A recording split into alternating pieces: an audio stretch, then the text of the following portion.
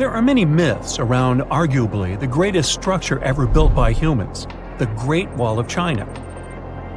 Some say it's so grand that it's visible from space. Others claim that you can see it from as far as the moon. Other theories suggest that the builders of the wall were left inside. Well, sorry to disappoint you, but all these impressive stories are just myths.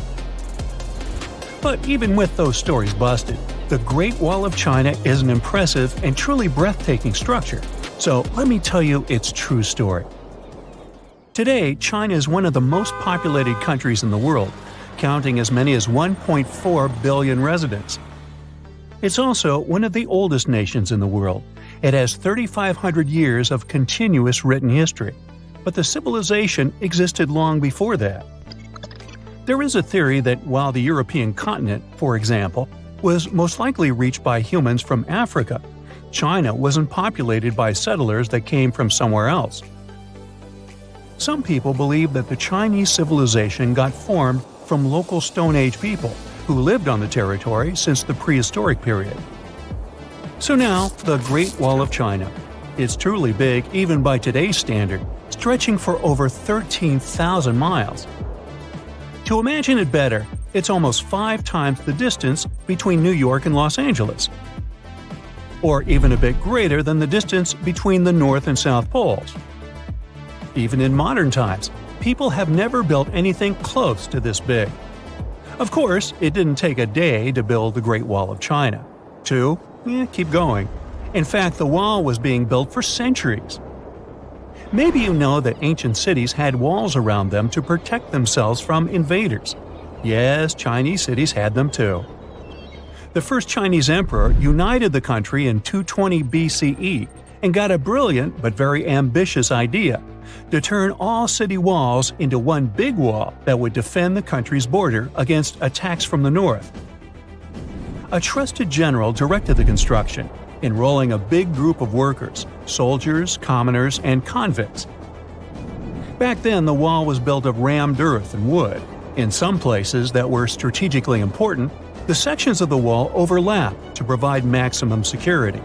The walls were around 26 feet high on average. But the Great Wall didn't yet look like the construction we know today. Every next emperor would pick up the big wall project, strengthening and extending it, repairing, but also modernizing construction techniques. Some used bricks to build it, others moved on to granite and marble blocks. Watchtowers and platforms weren't there from the beginning as well. They were added by Ming emperors. The watchtowers made it possible to communicate with other parts of the wall through smoke and fire messages. So, the wall is quite inconsistent in terms of material, but it only adds more charm to the construction and shows how much effort and time it took. The reasons why some parts of the wall have been standing for centuries and are still in good condition is glutinous rice flour. Turns out, this sticky rice mortar is almost like cement. It's very strong and waterproof, sealing the bricks so tightly together that even sneaky weeds can't grow between them. You may also notice that some bricks have writings carved on them. They were left by the workers who were building the wall. The purpose of those writings is quality assurance. They contain such information as location, quantity, and responsible officials. So, in the case of some problems with the quality of materials or constructions, it would be known who should be held accountable for it. Recently, a research group has looked through official historical documents of the Ming Dynasty that ruled China from the 14th to the 17th centuries. They came across records of secret doors in the Great Wall, so they decided to find them. They used a flying robot to capture continuous centimeter resolution photos of the wall. They photographed 90% of the wall that was built during the Ming Dynasty and discovered the remains of over 220 secret doors along the wall. Some of them have a specific width and height that allows only one person to go through. Others are large enough to allow 2 horses to pass at the same time. Why are the doors there? Well, the Great Wall's main goal was to protect the country from the enemy. Building doors that could let the enemy in would undermine the whole point of having a wall. So, of course, the doors were secret passages. They perfectly matched the surroundings topographically, and the exit on the outside was camouflaged with bricks so that it was almost completely indistinguishable from the brick wall. The wall was never just a defensive wall, and it was never completely closed. It could be opened on demand. It was also a structure used for trade and commerce, communication between inside and outside the wall, and of course, for defense and spying. Some doors were used for trade with the other side. Through smaller doors, a person would sneak out to spy on the enemy that lived on the other side. The hidden gates were also useful for a sudden attack. As you remember, some gates were camouflaged with brick on the outside. The exit was so indistinguishable that the enemy had no idea exactly where it was located. The inside entrance for Chinese soldiers was hollow, so they could walk through the wall and break the camouflaged exit gate from the inside, starting their surprise attack. Now, even though the main point was to prevent outsiders from getting into the city, the wall wasn't too effective on that matter. It could still be climbed over or marched around. So the wall was being watched at all times, and the guards gave signals to the troops if they saw the enemy approach. Also, the wall provided more time to mobilize and bulk up the country's forces or lure the enemy troops into a difficult strategic position. The construction stopped at the end of the 19th century. The wall lost its strategic and military importance due to technological advances. Over the centuries to today, only 8% of the Great Wall is in good condition, and the rest is damaged. Also, around 1/3 of the wall has disappeared without a trace, due to both natural erosion and human damage. I guess you could say it's now just a pretty good wall. As you remember, the first parts of the wall were built out of rammed earth and wood. These are not the most unfailing materials if we're talking about thousands of years. Also, destructive farming methods have turned large areas into a desert and contributed to erosion. Also, many bricks were taken away from the wall in the last century to be used in building farms and houses. The wall is being deconstructed stone by stone even today, but this time by tourists. Quite a few of them take a stone as a souvenir. That's a total of a lot of stones, considering that over 10 million tourists visit the Great Wall every year. Since 1987, the wall has been a UNESCO World Heritage Site, highlighting that it has an outstanding importance to humanity. The wall is one of China's 56 World Heritage Sites, second place among countries with landmarks protected by UNESCO. Who's first, you ask? Well, the top spot, with 58 World Heritage Sites, belongs to Italy. And do you know that the wall isn't only a famous tourist attraction, but also the location of the Great Wall Marathon? It's a marathon that was established in 1999 and is one of the most challenging ones in the world. You guessed right, people run along the wall, including all the steps. There are 3 distances, so that participants can run a full marathon that is 26 miles, a half marathon that's 13 miles, or just have a fun run of 5 miles. At some point in its long and very interesting history, our dear planet Earth was sort of snoozing, just doing its planetary thing, spinning around the sun. And then, bam, life starts getting fancy. Plants and animals start strutting their stuff, showing off their complexity. Fast forward a bit, about 65 million years ago to be exact, and a cosmic disaster strikes, or at least that's what we presume. An asteroid probably smashed into Earth, wiping out the dinosaurs and other big animals. We can't pinpoint specifics about the asteroid, but we do know that it was extremely large and it crashed into our precious planet, creating a dusty mess that settled everywhere. You can still find remnants of that dust layer in sedimentary rocks today. If you dig beneath it, you'll uncover a whole bunch of fossils. These prehistoric creatures were living it up before the asteroid crashed the party. Think of it as the planet going on a cleaning spree, leaving a bunch of empty spaces waiting to be filled. And guess who took the opportunity? Mammals! These furry little critters were the ones to rise to fame. But why is it that this disaster became such a great opportunity for mammals? It's pretty simple, actually. With no big bullies around, they grew, multiplied, and had a population expanse. All kinds of mammals joined to fill in the blanks. Primates, rodents, basically, the whole furry gang. We're talking about placental mammals, marsupials, and even egg-laying mammals, adding some serious variety to the mix. We like to think of primates as our closest relatives here on Earth. What's their story? Well, around 63 million years ago, just a couple of million years after the dinosaurs' final dance, the primates decided it was time for a family reunion. They split into two groups, the dry-nosed primates, who became the cool monkeys and apes we know today, and the wet-nosed primates, who went off to become lemurs and aye-ayes, hey-hays. The fun didn't stop there.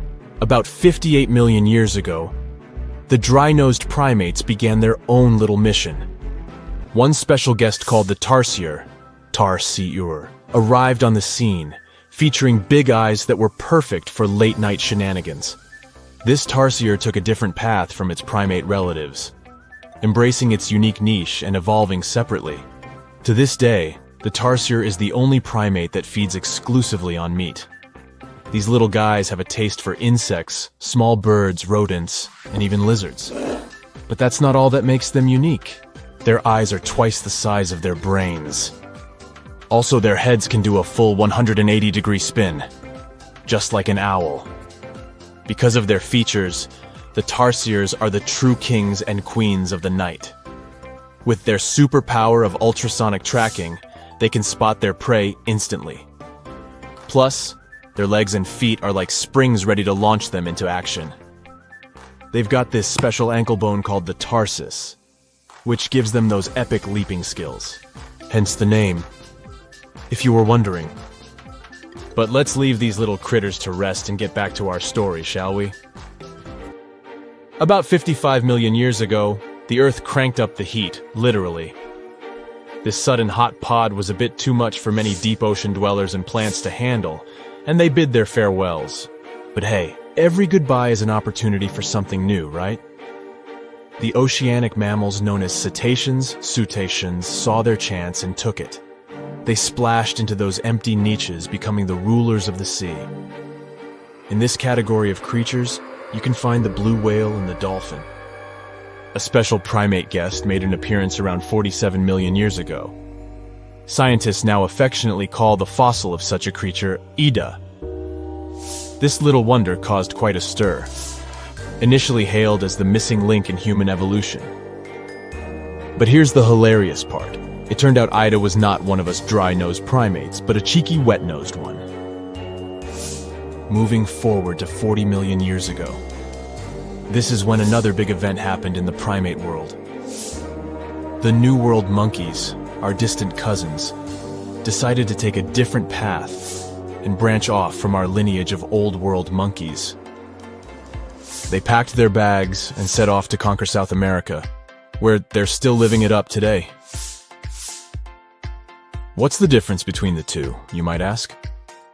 Well, one crucial thing that sets them apart is the fact that the Old World monkeys had nostrils that pointed downwards.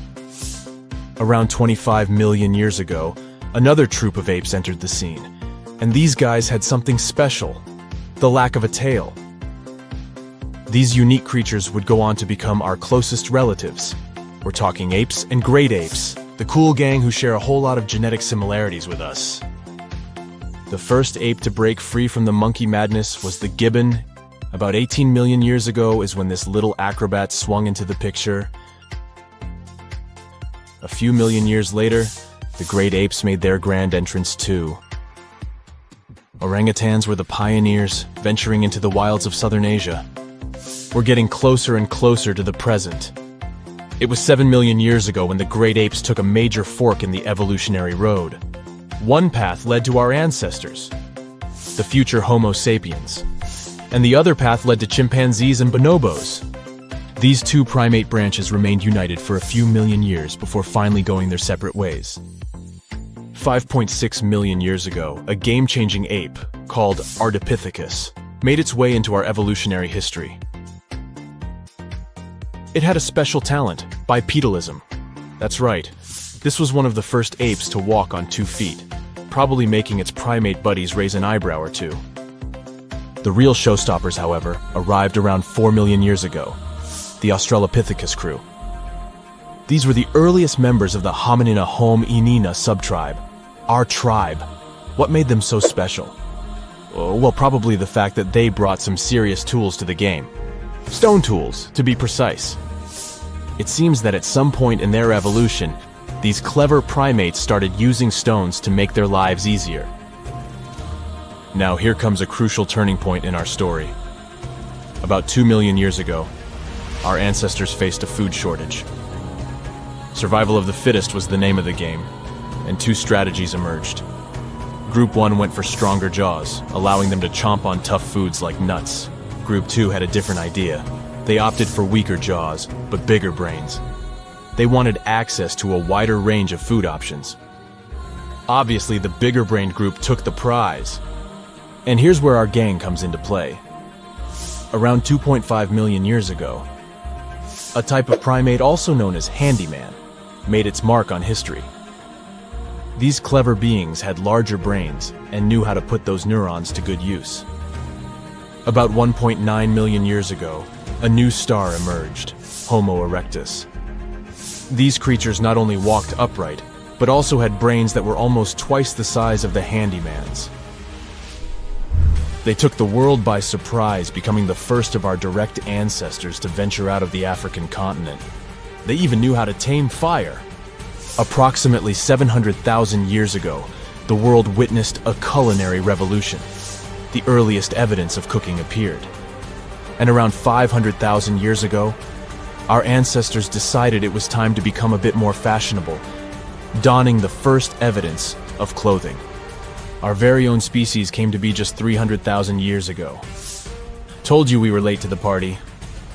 But the world was never the same after the appearance of Homo sapiens, the anatomically modern humans. Alongside our other relatives, we emerged, ready to conquer the world with our innovative minds and complex societies. The exact path of our evolution remains a bit of a mystery. But what we do know for sure is that Neanderthals joined the party around at some point too. As Homo sapiens flourished, so did our capacity for language. Modern speech is believed to have emerged almost hand in hand with our species.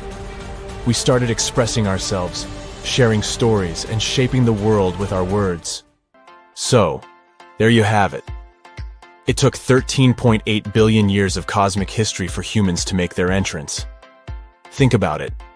99.998% of the time since the Big Bang, we weren't even around. Our species, Homo sapiens, is the toddler of the Earth's family, existing for just the tiniest fraction of the universe's timeline. Yet, in this blink of an eye, we've managed to unravel the entire story that led to our existence. The story won't end with us. It's an ongoing saga, still being written with every passing moment. One of the most unexplored and mysterious places on Earth is located in plain sight. It's one of the most majestic monuments of humankind. The wonder of the ancient world hides a secret that scientists and archaeologists still can't solve. This is the Great Sphinx of Giza in Egypt. The huge sculpture of a lion with a human head was carved out of rock about 4,500 years ago. Scientists still don't know the exact date of its creation and are also unaware of who built it and what for. There are many assumptions and theories, but none of them has been confirmed. Most people have seen this majestic sculpture either in photographs or in reality, but almost no one knows what's hidden underneath it. The statue of the Sphinx was carved from a single piece of limestone. It was painted. The remains of color pigment on the surface prove this. In the distant past, the Sphinx looked much brighter and more colorful than what we see now. But even after thousands of years, its greatness hasn't diminished. And by the way, Sphinx is not the real name. It was invented by the Greeks about 100 years or more after its creation. Initially, the Egyptians called the statue Hor-em-Akhet. There are many legends and theories saying the Sphinx is there for a reason. It's like a watchdog that guards the tomb of the pharaoh and the secrets of ancient Egypt. These legends become more plausible when archaeologists discovered hidden entrances at the feet of the Sphinx. They believe that these secret passages are the beginning of the tunnels leading to the halls with treasures. You can find a lot of stories on the internet that claim the Sphinx hides the Hall of Records, a repository filled with ancient and secret knowledge. One of the main artifacts of this repository is supposed to be the records of the ancient mythical state of Atlantis. According to legends, the entire library from this city was moved under the Sphinx. The entrance to this library must be located next to the Sphinx's right paw. Many archaeologists tried to find this entrance, but came away empty-handed. Also, there are many images with detailed diagrams of the underground city that consists of a network of tunnels and chambers under the Sphinx. Someone says there are structures as tall as 12-story buildings hiding underground, but there's no evidence of this. Archaeologists, even after millennia, continue to explore the mysterious sculpture. At the same time, many Egyptians don't want to learn more about the Sphinx. They're terrified of awakening something supernatural. In 1998, scientists discovered tunnels leading to empty caves under the Sphinx. They found evidence of earlier excavations there. It's quite possible that someone managed to find the treasures and take them away. Some people believe Egyptians found some kind of artifact under the Sphinx that has the power of unknown advanced technologies. The artifact is so powerful that it can change the course of history. Of course, most theories are just fairy tales of conspiracy fans, but it's a confirmed fact that the Sphinx hides a system of caves and rooms. There are so many rumors surrounding the Sphinx that it's impossible to understand what's true and what's false. In any case, it's difficult and dangerous to study the sculpture because active excavations can destroy it. And then the entrance to the underground rooms can get blocked by rocks and lost forever. Also, further exploration requires a lot of money, and financing is not always easy to find. But the main reason? It's too risky. There's no guarantee that people will be able to get out of the underground labyrinths. For these reasons, scientists and archaeologists have been exploring this majestic structure for so long. Another famous architectural monument with a secret is Mount Rushmore in South Dakota. Everyone admires the images of the U.S. presidents' faces carved into the rock, but few people know that there's a secret room hidden behind the head of Abraham Lincoln. The architect of Mount Rushmore wanted to carve slabs on the rock with the record of the main stages of the country's history. But his plan was too complicated to carry out. Then he was offered to implement it on a much smaller scale, to build a secret room inside the mountain. The idea was to save this knowledge so that future generations will always remember the history of their country. Unfortunately, the architect didn't have time to finish his work. The construction stopped for several decades. But in the late 90s, the project was resumed. Porcelain enamel panels depicting the history of the U.S. were placed in the room. It's possible that these plates will be stored there forever. But people can't see them, at least for now. The room is inaccessible to tourists as it's too difficult to get inside. Another secret room is located in the Empire State Building. More precisely, it's not even a room, but a place where you can take cool photos. Almost all tourists gather on the observation deck of the 86th floor to enjoy a stunning view of Manhattan. But there's another deck with panoramic windows on the 102nd floor. There are way fewer people there because almost no one knows about that place. Fortunately, access to this deck is open to everyone. You probably won't have to wait in line for a long time to take a photo. You'll feel special because you're in such a secret place where there are almost no people. But the coolest place is even higher, on the 103rd floor. This is a spacious observation deck where celebrities get their photographs taken. It's not a public place, but if you know the right people, you can get there. There are almost no security measures on the site. Only a low ledge between you and an abyss. That's why crowds of people are forbidden from coming here. It's not so easy to get there, and you're unlikely to succeed without a guide.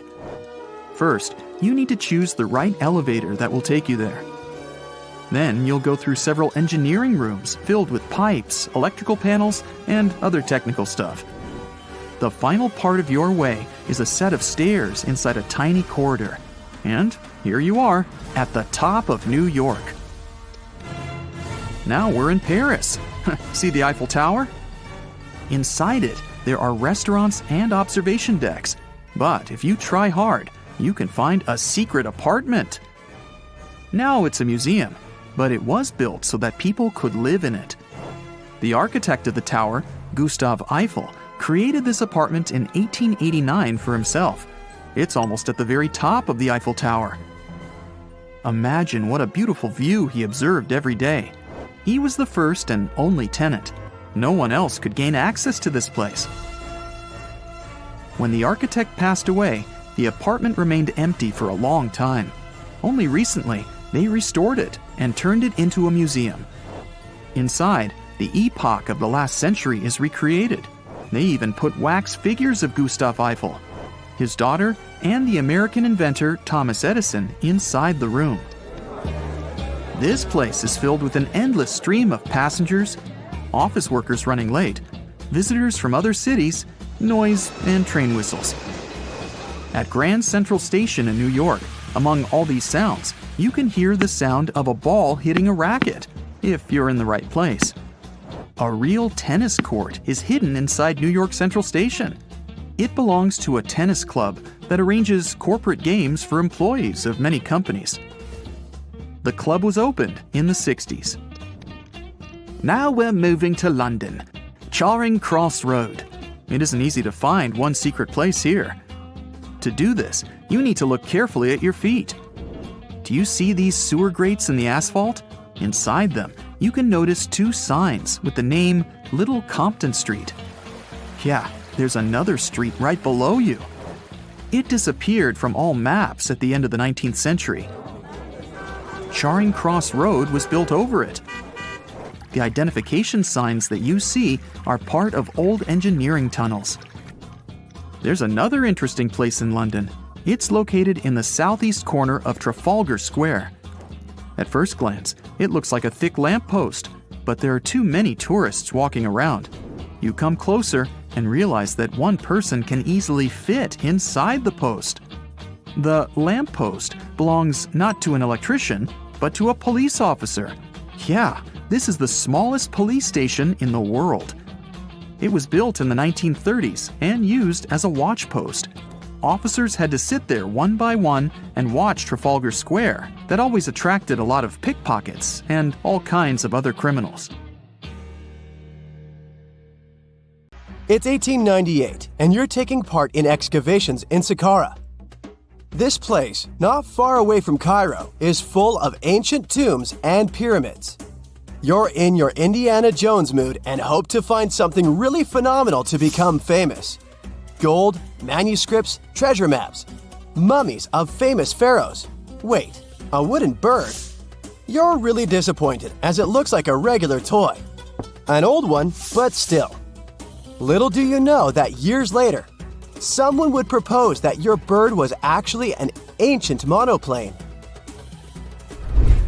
So the artifact, nicknamed the Saqqara bird, is made of a sycamore tree. The birdie has a wingspan of just 7 inches and weighs around 40 grams. A perfect original souvenir from Egypt, I would say. It's over 2,000 years old and looks pretty plain, without any carvings of feathers or other intricate ornaments. It has a beak and eyes, though, which makes our find look like a hawk, the emblem of the deity Horus.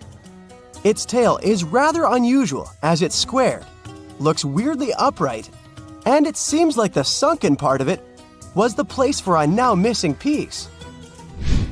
Humans love solving a good mystery, so there have been several attempts to explain the use of the birdie. First, quite simply, is that it was a ceremonial object. The second idea is that it was a toy for a child from some well-off family. It could have been some sort of boomerang, which was a popular concept in ancient Egypt. Then there was a theory that the bird had been used as a weather vane. But this one has been debunked as the figure doesn't have any holes or markings, except for the one made at the museum in Cairo to fix the exhibit on a stick. So there was no way to hang it in the past.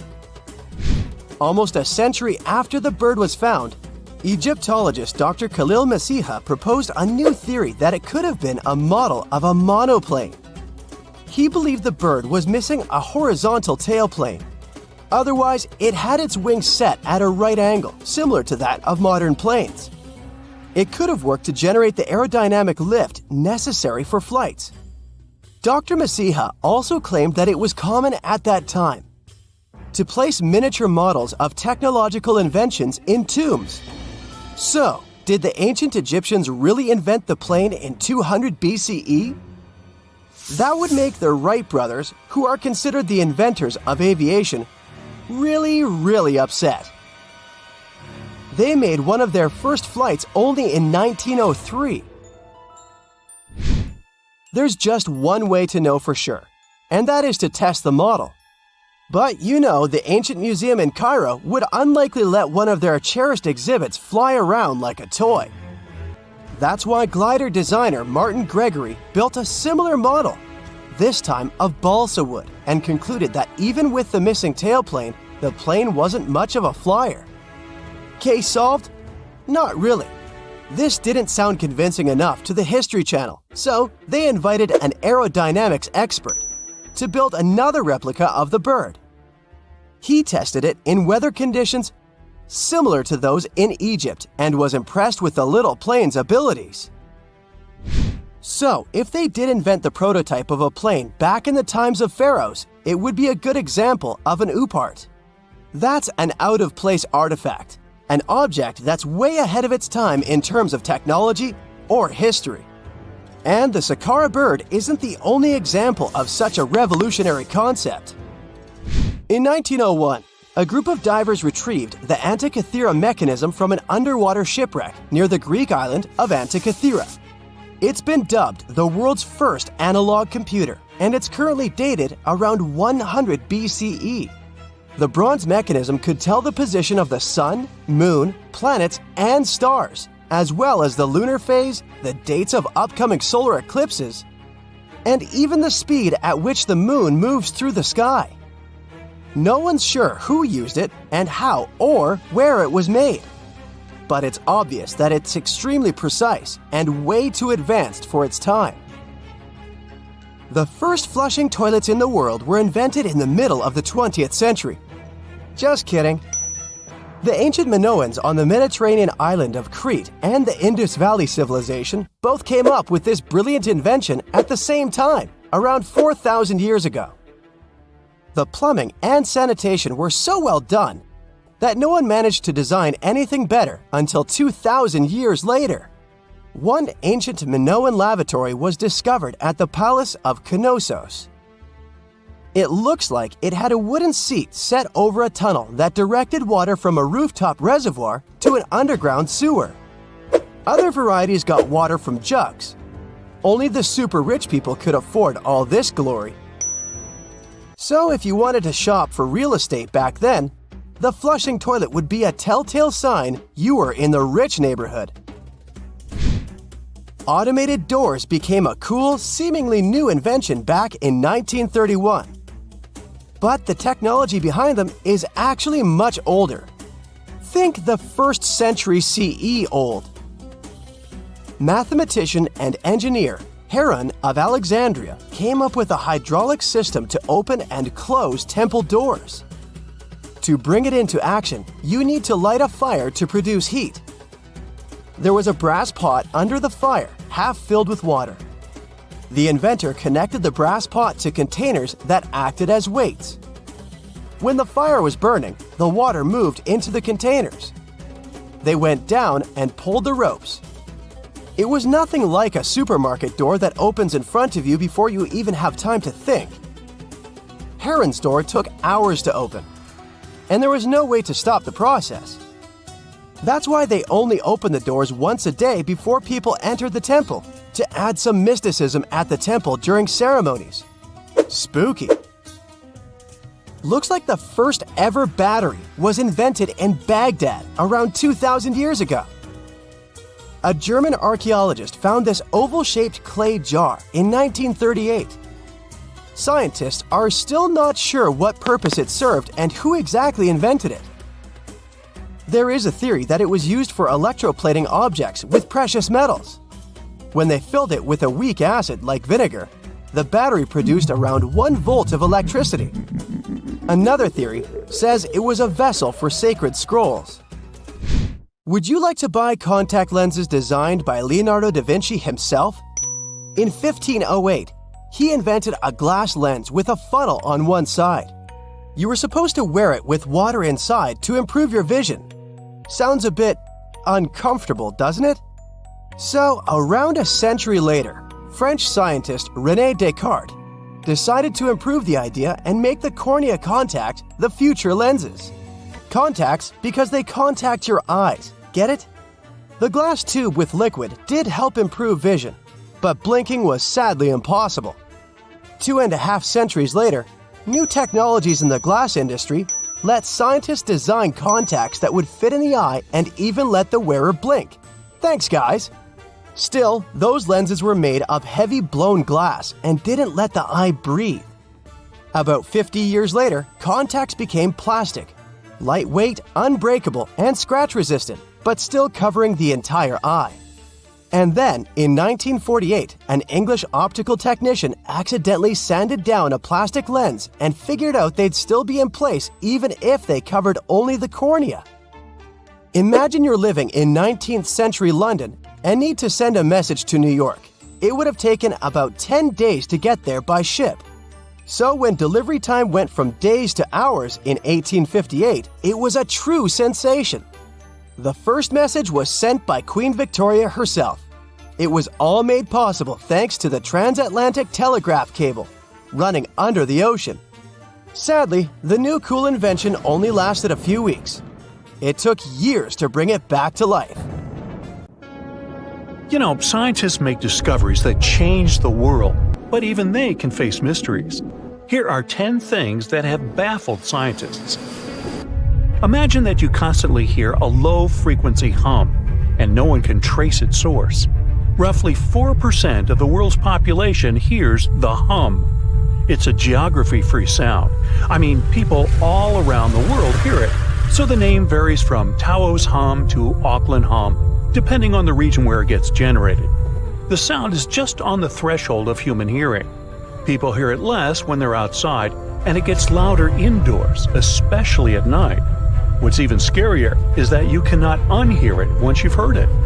Some folks say it started in London around the time of Charles Dickens, who wrote A Christmas Carol, and the low-frequency sound actually comes from the humbug. Or not. Actually, the earliest cases were recorded in Bristol, UK, dating back to the mid-1970s. Scientists have various theories about where the hum comes from and why only some people can hear it, yet they don't have a clear answer.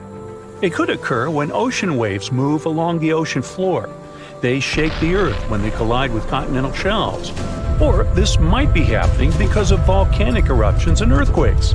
Oh, and how about ultra-low frequency radio signals used to communicate with submarines or even 5G? Upsweep is another type of unidentified sound. It was discovered in 1991 in the Pacific Ocean. The sound is high enough to be recorded throughout the ocean. Scientists theorize that the sound could be related to underwater volcanic activity. Interestingly, the volume of the sound has been diminishing compared to its volume when it was first discovered, yet it still can be detected. Plus, it's seasonal. It reaches its highest volume in spring and fall. Is it related to seasonal changes? No one really knows for sure. The next mysterious thing is a cone-shaped monument found in the Sea of Galilee in Israel. This monument was discovered accidentally by sonar scanning in 2003, but the findings were published only in 2013. The monument weighs 60,000 tons. It was once submerged by rising waters.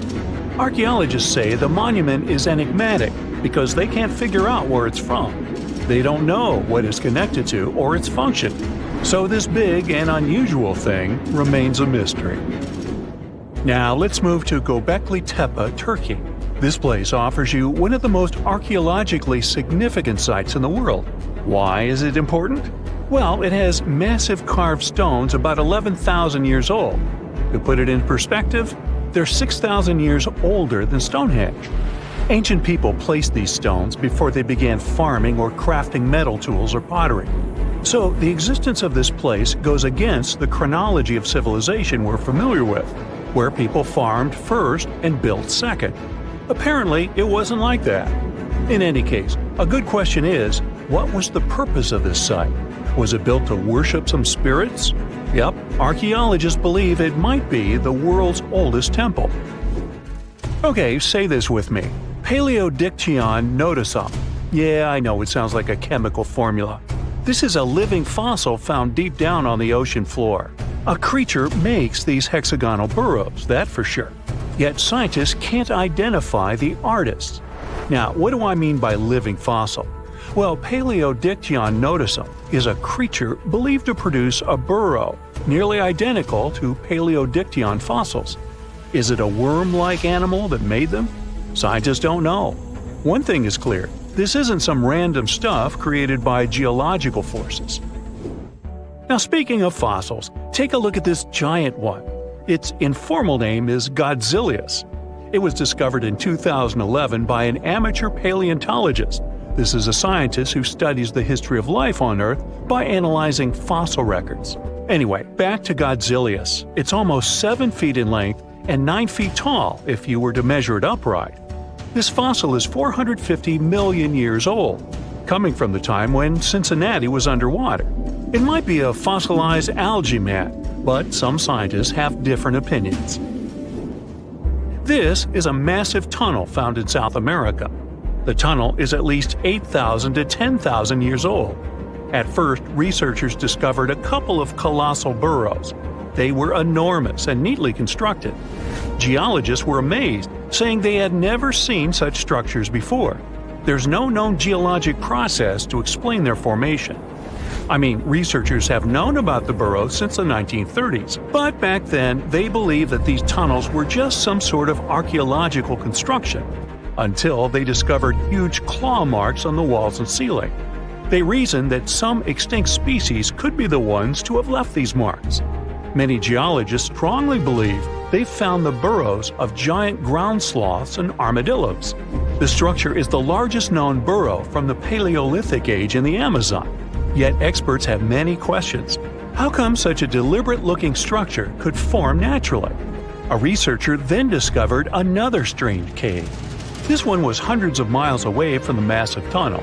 Fast forward, there are now more than 1,500 burrows from the Paleolithic age found in Brazil. What's even more interesting is that some of these caves are connected to tunnels that sometimes lead to chambers. I'll continue with a natural phenomenon. What if I told you that every year, especially in October, fireballs appear on the Mekong River in Thailand? According to legends, Naga fireballs are a call for Buddha to return to Earth, and river serpents are the ones making these calls. Well, that's a myth, but what does science say about it? Is it related to a flammable gas? There are no clear answers yet. These fireballs appear to rise from the water. They can go as high as almost 990 feet. They're like fireworks, disappearing rapidly. They typically glow with a reddish or orange color. I'll mention some legends too, because why not? They're thrilling. And it would be a shame not to include the one about the lost city of Atlantis. As you may know, the legend says that Atlantis submerged into the ocean around 11,000 years ago. Since then, not just scientists, but also treasure hunters and philosophers have been searching for the lost world. Could Bimini Road be a trace? In 1968, a diver found strange stones off the coast of North Bimini Island in the Bahamas. The stones look human-made. It's like they were evenly spaced out and laid in an orderly row. It baffled scientists, but not for long. Carbon dating analysis of the blocks revealed that geological forces created the road naturally. There weren't any tool marks or signs indicating that the blocks had been stacked or something. The research is continuing, but yeah, scientists generally believe that the rocks were created by erosion. Well, I guess the time of Atlantis hasn't come yet. Okay, picture this. You're wandering on the beach, and you see dozens of octopuses walking past. In 2017, a group of people from Wales witnessed exactly this. Why did these creatures come out of the ocean? No one knows the answer. The group reported that they had seen 20 to 30 octopi crawling on the sand.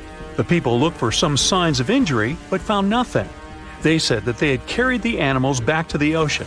Interestingly, these creatures kept crawling onto the shore when people were asleep. Experts say that it's hard to be sure of the reason that pushed the animals to the beach without conducting a physical examination. They're still speculating about the reason behind this unusual and rare occurrence. Could it be overcrowding? Furthermore, the octopi were well armed. A separate study points out that the more fishers hunt large animals that feed on octopuses, the more the octopus population grows. Maybe that's why these creatures have to go farther to find food or shelter. But without proper research, these are only theories. There's a lot we don't know about space, too. So here's a bonus fact about the yellowish source of life in the solar system. Scientists have discovered a new type of wave inside the sun. These waves move in the opposite direction to the sun's rotation. Plus, they move super fast, so fast that it's beyond our understanding. Researchers have different theories about the function of the waves. If they figure out their role, this could give them additional insight into the processes happening inside the sun. And yes, the octopi were well armed. Whenever you hear about ancient ruins, you almost never picture them being suspended somewhere, or just randomly hanging on the branch of a tree, right? In fact, for most of the ancient artifacts we have exposed in museums all over the world, archaeologists did quite an impressive amount of digging. You see, buildings have this funny way of fading away over time if not properly taken care of. Sometimes we need to reuse some building materials, so an older construction may be sacrificed in the process. Other times houses are abandoned, and once they are exposed to the elements on the surface, like rain or sunlight, they don't really stand a chance. Some just simply crumble away due to good old erosion. So the only way a piece of architecture can survive the test of time is if it's somehow gotten buried deep down. Now, how did they end up buried in the first place? Well, it's quite the comedy of errors. Ancient cities had a habit of gradually raising their ground level like a kid adding toppings to their ice cream sundae. You see, these settlements were always busy collecting food and building materials to keep up with their ever-growing population. But hey, who has time to deal with waste and rubbish? It wasn't exactly high on their to-do list back in the day. So when it came to building new houses, ancient civilizations found it much easier to save their sweat and tears by piling up the rubble and constructing right on top. But that's not all. Rivers would also occasionally flood and deposit a layer of sediment on the city floors, further encapsulating those ancient constructions.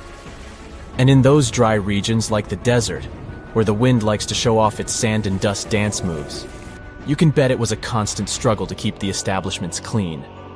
One hilarious example is the Sphinx, which had its head buried in sand until a group of archaeologists unearthed it in 1817.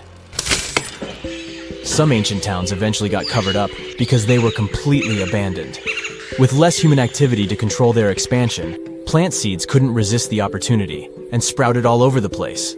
They gobbled up carbon dioxide from the air and grew, adding more and more bulk to the ground.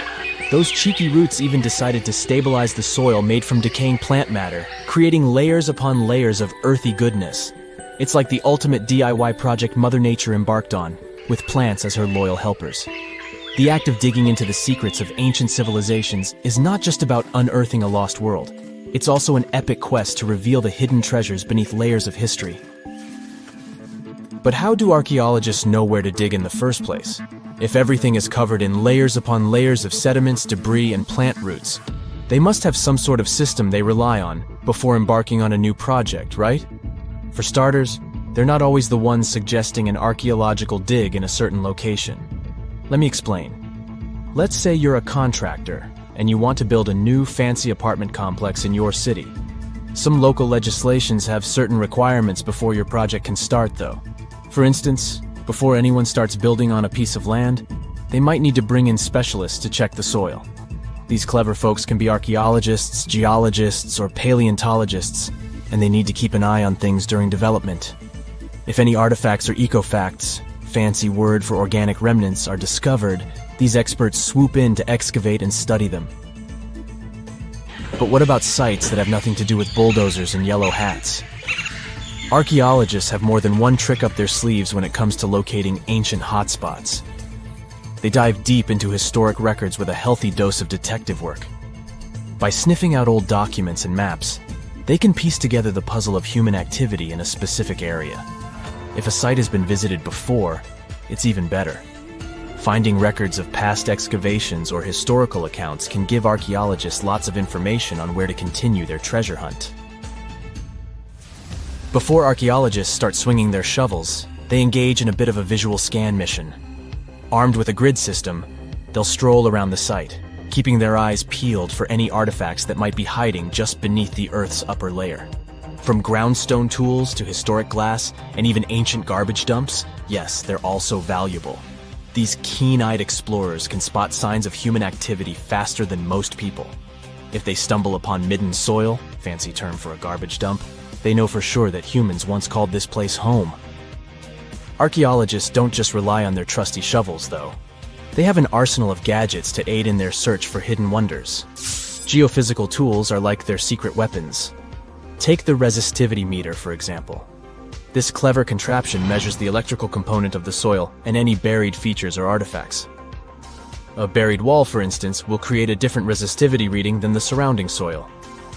Magnetometers and ground-penetrating radar work in similar ways, showcasing potential hints of ancient treasures in the soil. And who could forget our trusty old friend, the GPS? It helps archaeologists map out precise locations, like a high-tech treasure map, leading them straight to their pot of gold. Care to virtually visit some of the most important archaeological sites in the world? Well, follow me. In the United Kingdom, for instance, you'll find this interesting place called Stonehenge. It's one of many henges scattered around, but this one really takes the cake.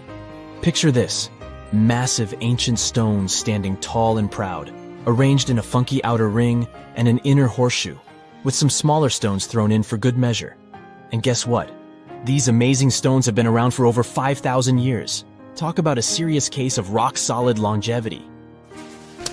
Now, here's where it gets interesting. According to local folklore, the legendary wizard Merlin whipped out his magic wand and poof! He teleported these massive stones all the way from Ireland. Apparently, some giants had assembled them there, but Merlin decided they would look much better at their new location. Others think it's just the ruined remains of an old Roman spiritual edifice. These amazing structures were built by our Bronze Age ancestors. With their simple tools and limited tech, they managed to create this monumental masterpiece. Impressive, right? Unfortunately, there's still so much we don't know about this area. Stonehenge's initial purpose remains a mystery to this day. Sure, there are lots of theories, but scientists have yet to agree on the subject. However, we do know that it's perfectly aligned to catch the sunrise during the summer and winter solstices. The ancient city of Pompeii is an equally amazing archaeological site. Picture this: Mount Vesuvius, a notorious troublemaker, decided to throw a volcanic tantrum and completely covered this ancient Roman city. It turned it into a time capsule, located outside present-day Naples in Italy. Fast forward to the year 1748, when a bunch of adventurous explorers stumbled upon Pompeii. Lo and behold, they discovered a treasure trove of well-preserved goodies: streets, houses, food. Probably a bit stale by then. Blingy jewelry, fancy sculptures, colorful frescoes, everyday household items, and even animal and human remains. It was like an epic archaeological party. From the looks of it, Pompeii had it all. Fancy houses and villas, a massive 20,000-seat arena, cute little artisan shops, hangouts like taverns. And let's not forget the saucy spots like those luxurious bathhouses for some intense pampering. There's also the Sanctuary of Apollo, where people used to gather for their daily dose of worship. And of course, the bustling heart of the city, the Forum of Pompeii, where all the cool people used to hang out. And guess what? Pompeii is so cool that it made it to UNESCO's World Heritage List back in 1997. That's like the ultimate Hall of Fame for historical awesomeness.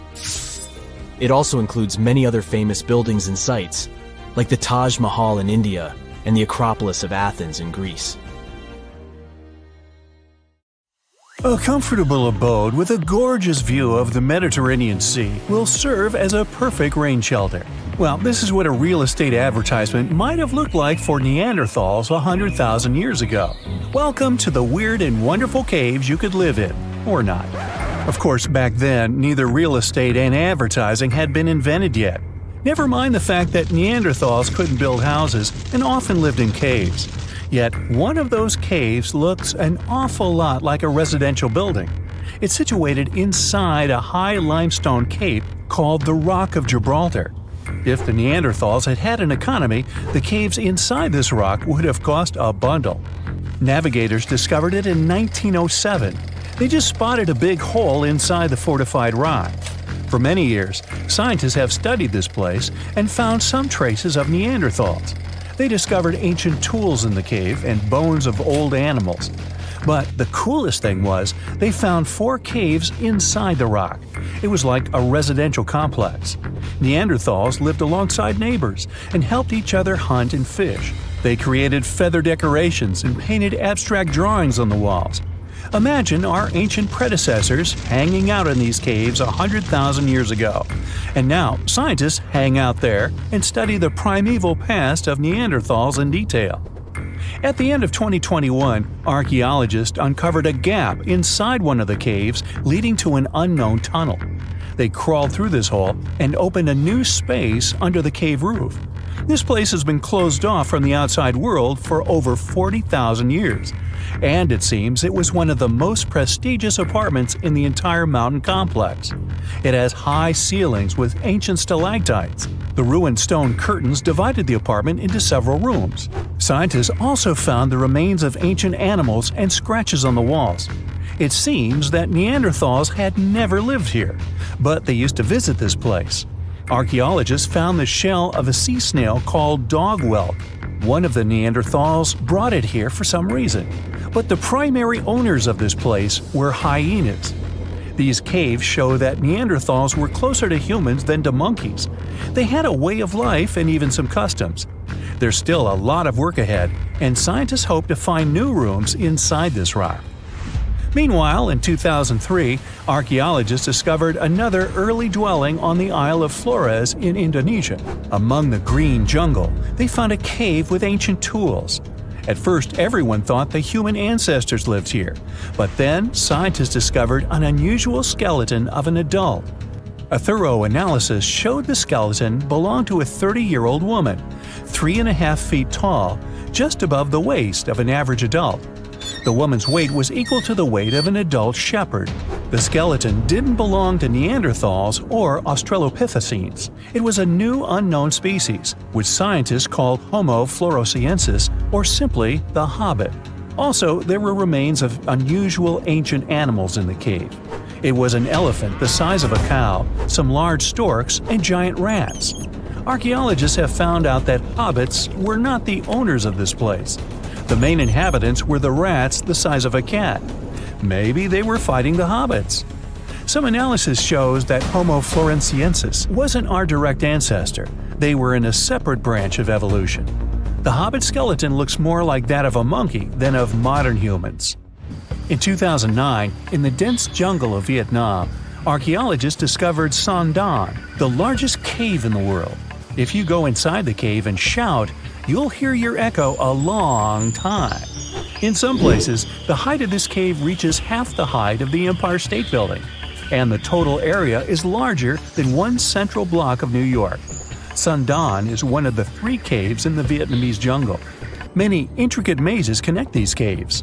Inside, you can find unique plants and trees that live separately from the outside world. It's a real underground jungle. In some places, you can find collapsed ceilings that let the sunlight in. Besides unusual trees and plants, ancient stalactites hang there. Some limestone deposits are more than 450 million years old. They were here even before dinosaurs appeared. There are also many rivers in the cave. Rainwater coming down from holes in the ceiling has formed them. Fast streams resemble slides in a water park. They lead to unknown underground labyrinths. Scientists have studied only a small part of all these caves. The next unusual cave is in New Zealand. Hundreds of thousands of fireflies live inside. Each of them glows with a blue light. Together, they light up the cave. It may seem to you that you're on another planet, but you can't stay there for a long time. Special air measuring devices are everywhere. Scientists monitor the level of carbon dioxide necessary for the normal existence of fireflies. These insects are sensitive to the environment. If there are many people in the cave, or they stay there too long, the park staff will ask them to leave the place. It's like you're literally stealing oxygen from the fireflies. We've seen some pretty amazing caves so far, but how about a scary one? We're going to the desert of Yemen's Al-Mara province. What we're looking for is not a cave, it's just a black hole in the ground, right in the middle of the desert. It's big, the size of a basketball court. It's not its size that could scare you, but what's inside. Scientists are still not sure what it is. From the depths of this black abyss, a disgusting smell of rotten eggs constantly comes out, and sometimes you can hear some strange, frightening sounds. The blackness of the giant hole in Yemen absorbs all the sun's rays, so you won't see what's there even with a powerful flashlight. People flew over this place by helicopter. They filmed using drones and the most powerful lenses, but they didn't catch anything except darkness. It looks like a big ink spot in the middle of golden sand. The locals are afraid to approach this place. They believe the cave leads to another dimension where evil creatures live. At the moment, the giant hole in Yemen is one of the most poorly studied and mysterious phenomenon of nature. How did it appear? How old is it? Where does it lead? Scientists are trying to find the answers to these questions. There are theories that the hole appeared because of construction work. Geologists drilled the soil nearby in search of minerals. It could have caused fluctuations in the Earth's crust and collapsed the surface.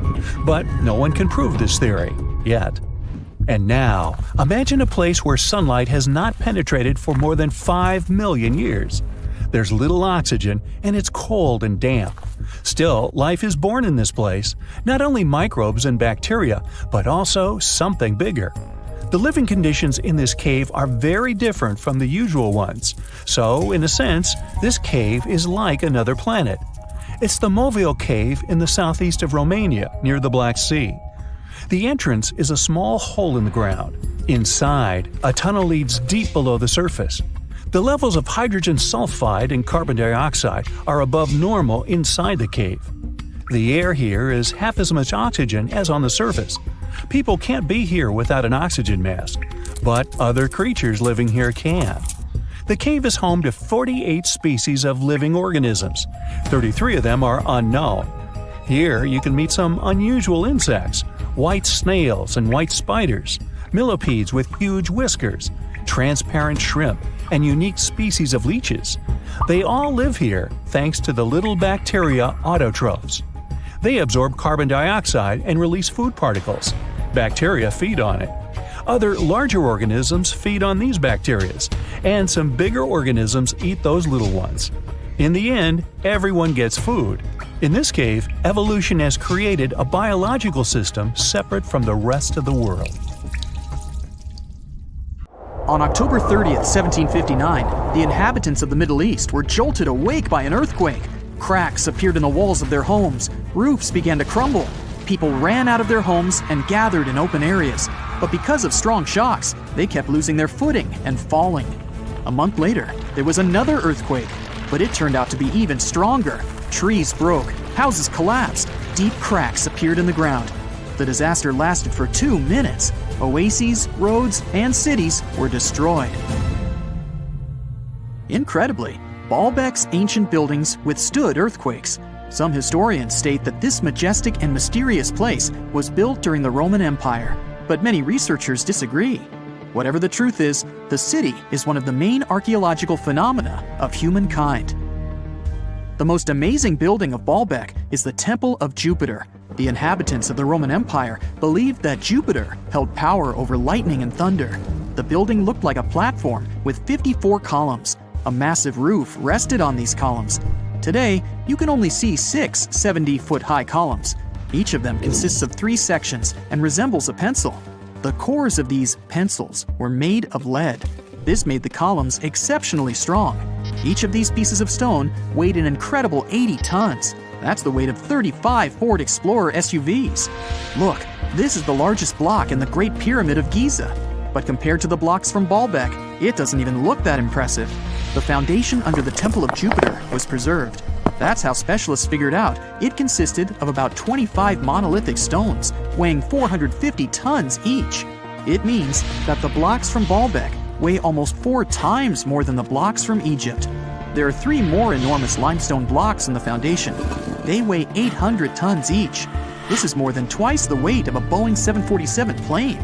Ancient builders must have had a hard time carving such giants from a piece of stone.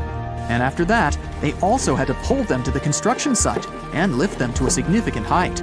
Repeating these logistics would probably turn out to be a nightmare for present-day builders. To do this amount of work, they would need modern equipment. But Baalbek's constructors didn't have trucks, cranes with circular saws, or electricity. How did the builders of the past manage to do this? Scientists have a theory that includes ropes, winches, and lever systems. Naturally, the engineers of the past made all the gadgets from wood. Around 3,000 feet away from the ruins of the temple complex, there's a quarry.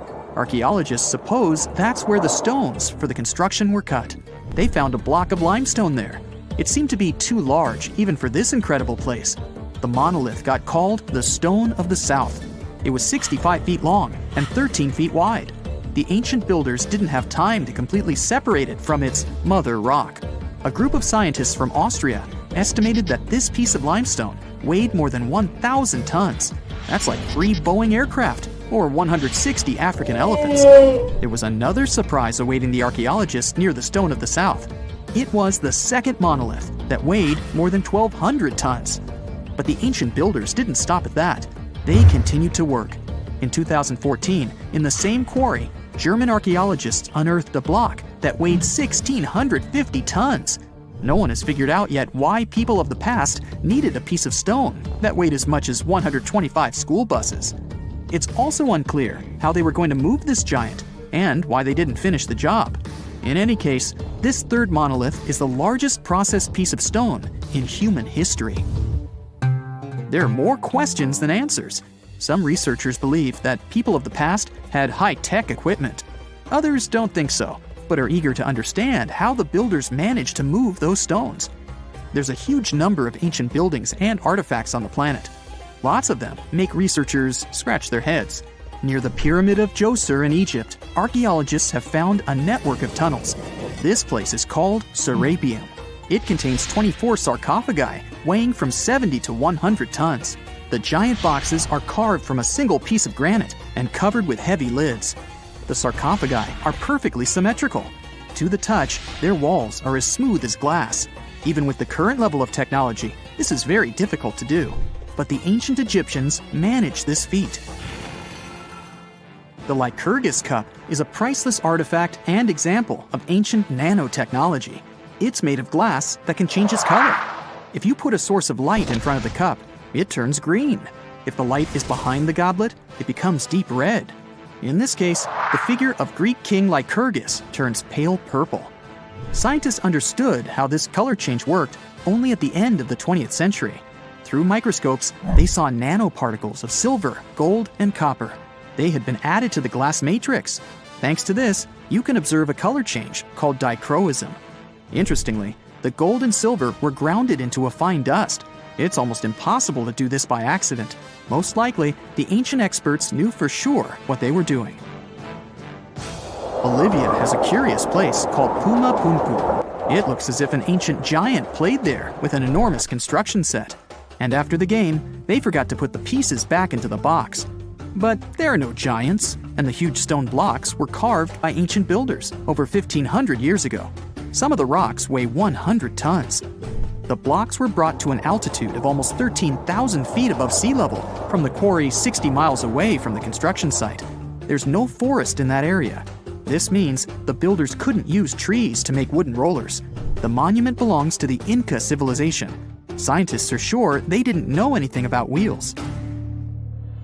In 1992, the inhabitants of a Chinese village decided to drain a pond.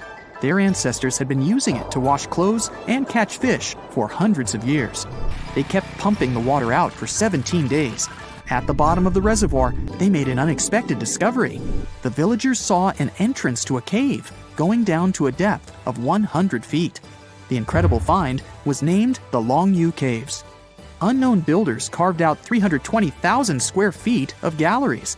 There are separate rooms, bridges, pools, and columns that support the ceiling. The walls of the cave are covered with strange carved lines and patterns. Scientists haven't found any information about who built the caves and why they did it. The construction technology also remains a mystery.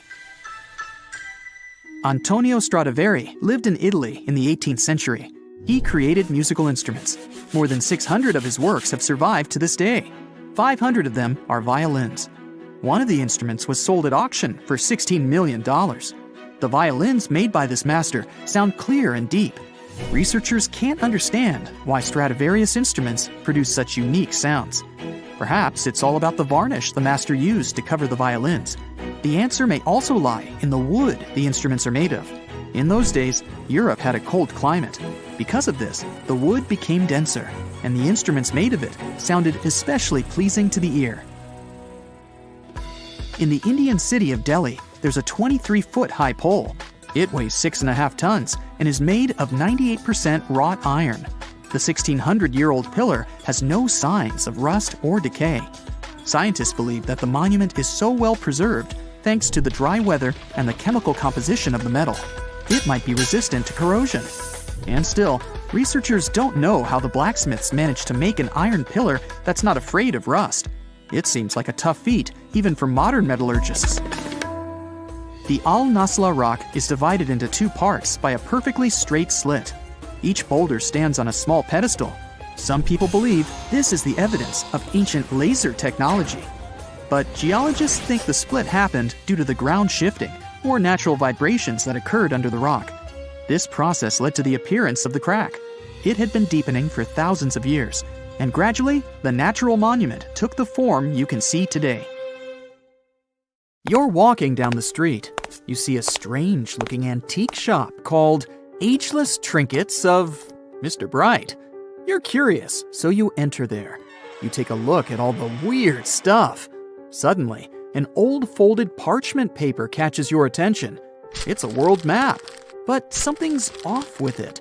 Instead of showing the countries as you know them, it shows the locations of 4 mythical lost worlds and civilizations.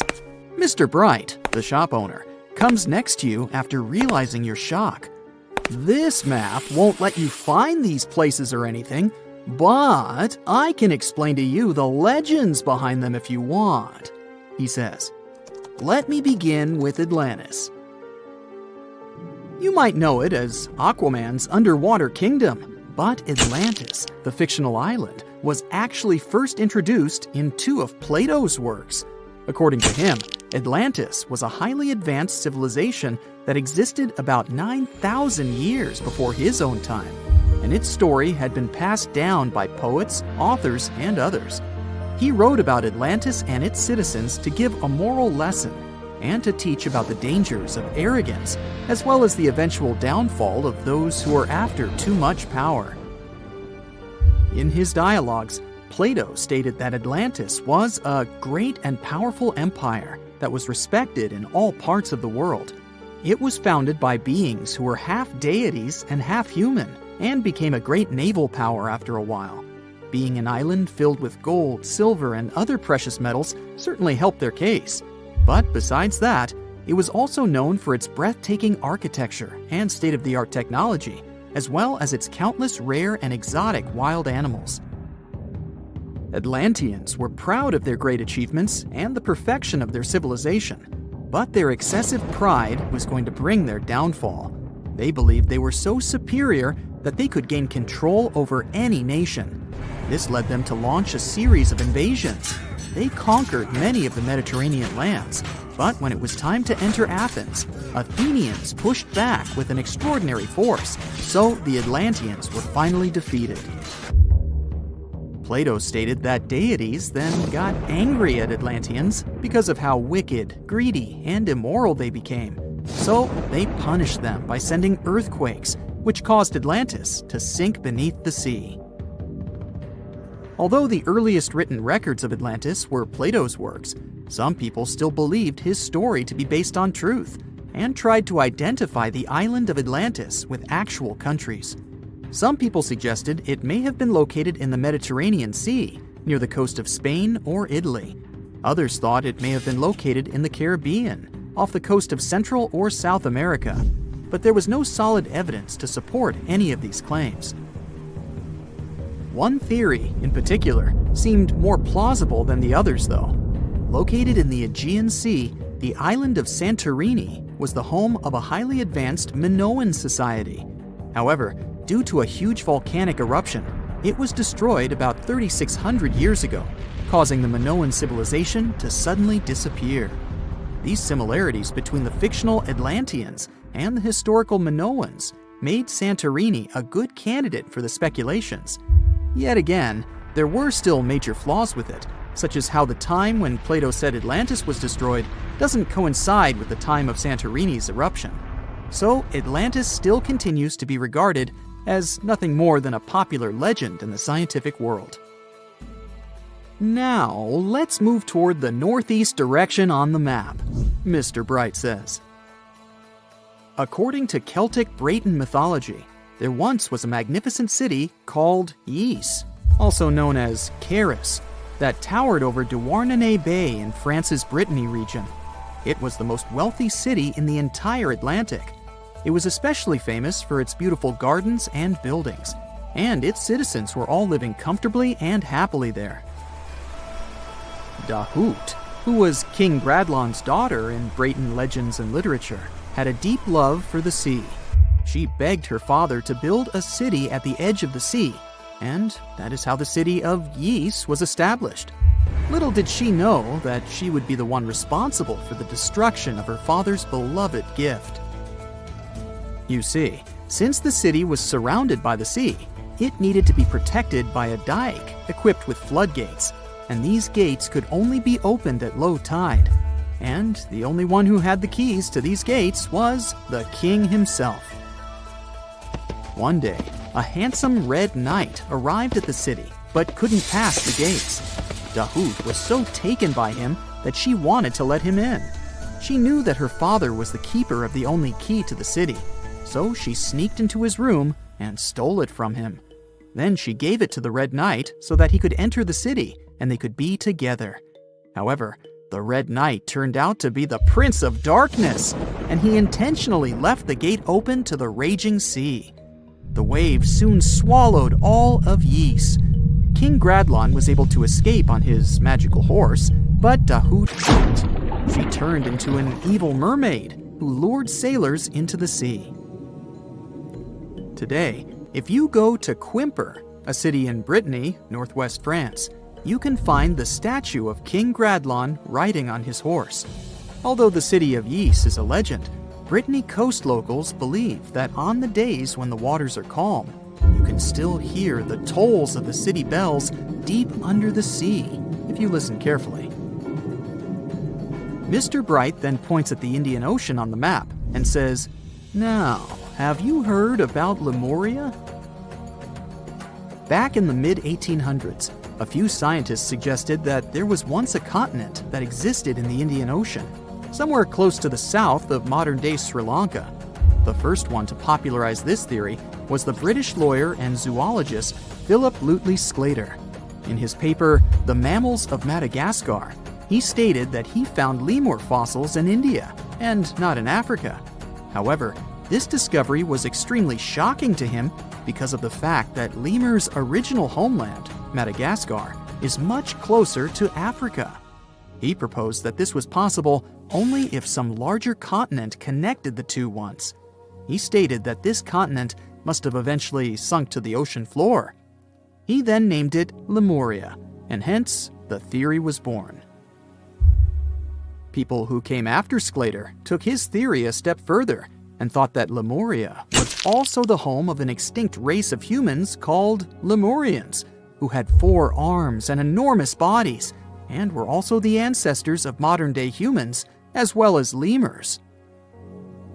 Of course, as new scientific discoveries were made on plate tectonics, evolution, and the study of DNA, the theories regarding the fictional continent called Lemuria were debunked. The last fictional land on the map is Agartha, Mr. Bright says. Taking its roots from Eastern mysticism, one legend says there's a kingdom called Agartha that is located deep beneath the surface of the earth. It's where all 4 corners of the world are connected by paths and tunnels. It is said that there's a secret entrance into Agartha hidden in the Gobi Desert, and it's built by Agarthans themselves using advanced technology that can't be detected by us, the surface folks. According to some beliefs, Agartha exists to counterbalance the energies of those who live above the surface. While we live in a state of rush and heightened emotions, this world beneath us is the total opposite. Some even say that those who escaped Atlantis fled here to continue their lives inside the Earth's core. And yet, others think it's actually a land that's crawling with all kinds of monsters. But there's no need to be scared, since modern science proved Earth's core is not actually hollow and is a solid hot iron ball. So you can cancel your journey plans to the center of the Earth if you've made any. Thanks, Mr. Bright. This just in, the world's oldest pyramid was built during the last ice age. And I'm not even talking about Egypt. I'm saying our ancestors might have spewed a 27,000-year-old pyramid in West Java. Gunung Padang is not exactly shouting pyramid. It's more of a mound with huge scattered stones tossed all over it. But local people seem to revere it, and they have for centuries. It wasn't until recently that the Indonesian authorities decided to excavate a bit deeper to see what all the fuss was about. They ended up finding the remains of a human settlement. It was rather unexpected, since the mound is pretty high up. This excavation could only prove there were humans in the area as far back as 45 BCE, which sounds reasonable. It was up to an Indonesian geologist named Donny Hillman to prove that Gunung Padang is the world's first pyramid. He used all sorts of new technology to support his claim. Our guy used carbon dating, which digs deep into the earth and takes whole chunks of soil. He found layers and layers of constructions, like he was digging up Rome and finding ancient buildings buried in the ground. His research proved that there had been caverns and even rooms down there, which could only mean one thing: humans. As for the rocks located up in the mound, they were most likely strategically placed by the people who lived there back in the day. They needed a place to meditate, so they arranged things in a harmonious way. Their smooth surfaces wouldn't be the result of years of erosion, but the works of great sculptures, the Michelangelos of their day, let's say. If this is all for real, then human civilizations began way before we think they did. Our ancestors, the Paleolithic humans, didn't have what it took to be considered a civilization, especially not the tools and knowledge to build pyramids. They needed a lot of masonry skills, which weren't all that available during the last ice age. His peers don't share this view, though. They could believe Hillman's theory if he had found evidence such as charcoal and bone fragments, but he didn't. Flint Dibble, another archaeologist, says that without concrete evidence of human activity, there's no proof of an actual pyramid. In this case, all the data proves is that the soil in the mound dates back to 27,000 years ago. He thinks the rocks on top of the mound just slipped down the hill like rocks normally do. Only a complex society would have managed to build a stepped pyramid like they claim it was. But according to Bill Farley, an American archaeologist, there's just no reason to believe there were any settlements in Indonesia during the last ice age. Now, just so you know, the oldest known ancient society with this kind of knowledge is probably 11,000 years old and used to occupy the region of modern-day Turkey. Take a look, Turkey's Göbekli Tepe. It's also not a pyramid, but it's the oldest monolithic construction made by humans. Back in the Neolithic period, a lot of people settled there, and there are proofs for it. For example, the walls there are covered in ancient drawings of clothing and wild animals. Until recently, the title of the world's oldest pyramid went to a three-sided construction known as the Djoser Pyramid in Egypt. Djoser is located just a few miles south of the Giza complex in a town called Saqqara. It made its way to popular culture more than once. In the 18th century, it became a common feature in European paintings. Young men from the cultural elite did a grand tour around the world, and Saqqara was at the top of their list. It was also featured in the video game Assassin's Creed, with a digital representation way more accurate than many historical drawings of the thing. That was kind of a big deal in ancient Egypt, to build pyramids for kings to spend their afterlives. And if you thought the Khufu pyramid was the oldest one in the world, well, Djoser was built 70 years ahead of that time. The development of new technology has allowed archaeologists to make groundbreaking discoveries, and a new, or should I say ancient pyramid in South America might win the title in dispute. It turns out that pyramids were also pretty fashionable in the Americas in the old days. Among them are the iconic pyramids of Guatemala's Tikal temple complex, the same ones that appeared in Star Wars No. 4. But to find the oldest pyramid in the Americas, one would have to travel to Peru. Deep in the Peruvian desert, archaeologists stumbled upon a sprawling ancient metropolis known as Caral. At first, researchers believed that the settlement was pretty recent, since the site was way too complex for ancient technology to handle it. As we said, Caral is a desert town, like Las Vegas, but without all the hoopla. This means no easy access to water. And for cities like these to thrive, they need a considerable irrigation system, which leads us back to complex technologies. The Peruvians surprised us all with this new discovery. This site was huge, filled with an amphitheater, houses, and religious buildings. The whole thing probably sprawled through 370 acres. And when scientists went to test their initial hypothesis using radiocarbon dating, they found that the city probably sprung around 2027 BCE. On the site, archaeologists found 6 pyramids that could possibly predate the one in Saqqara. As far as they know, both civilizations coexisted in the same time period, in opposite parts of the world. But since researchers can't pinpoint the exact age of Caral's pyramids, it's pretty hard to guess which civilization completed their pyramid first. If only we had a crystal ball. Now, it just so happens that the shape of a pyramid is something that nature is able to produce all on its own, leaving us modern-day humans a bit confused. A classic example is the Japanese side of Yaonagani, which also goes by the name of Japan's Atlantis. The entire monument is about the size of 5 football fields and the height of a 5-story building. Explorers and scientists believe that Yaonagani dates back to 10,000 years ago. For Japan's top marine geologist, Professor Masaki Kimura, Yaonagani is the heritage of a lost civilization.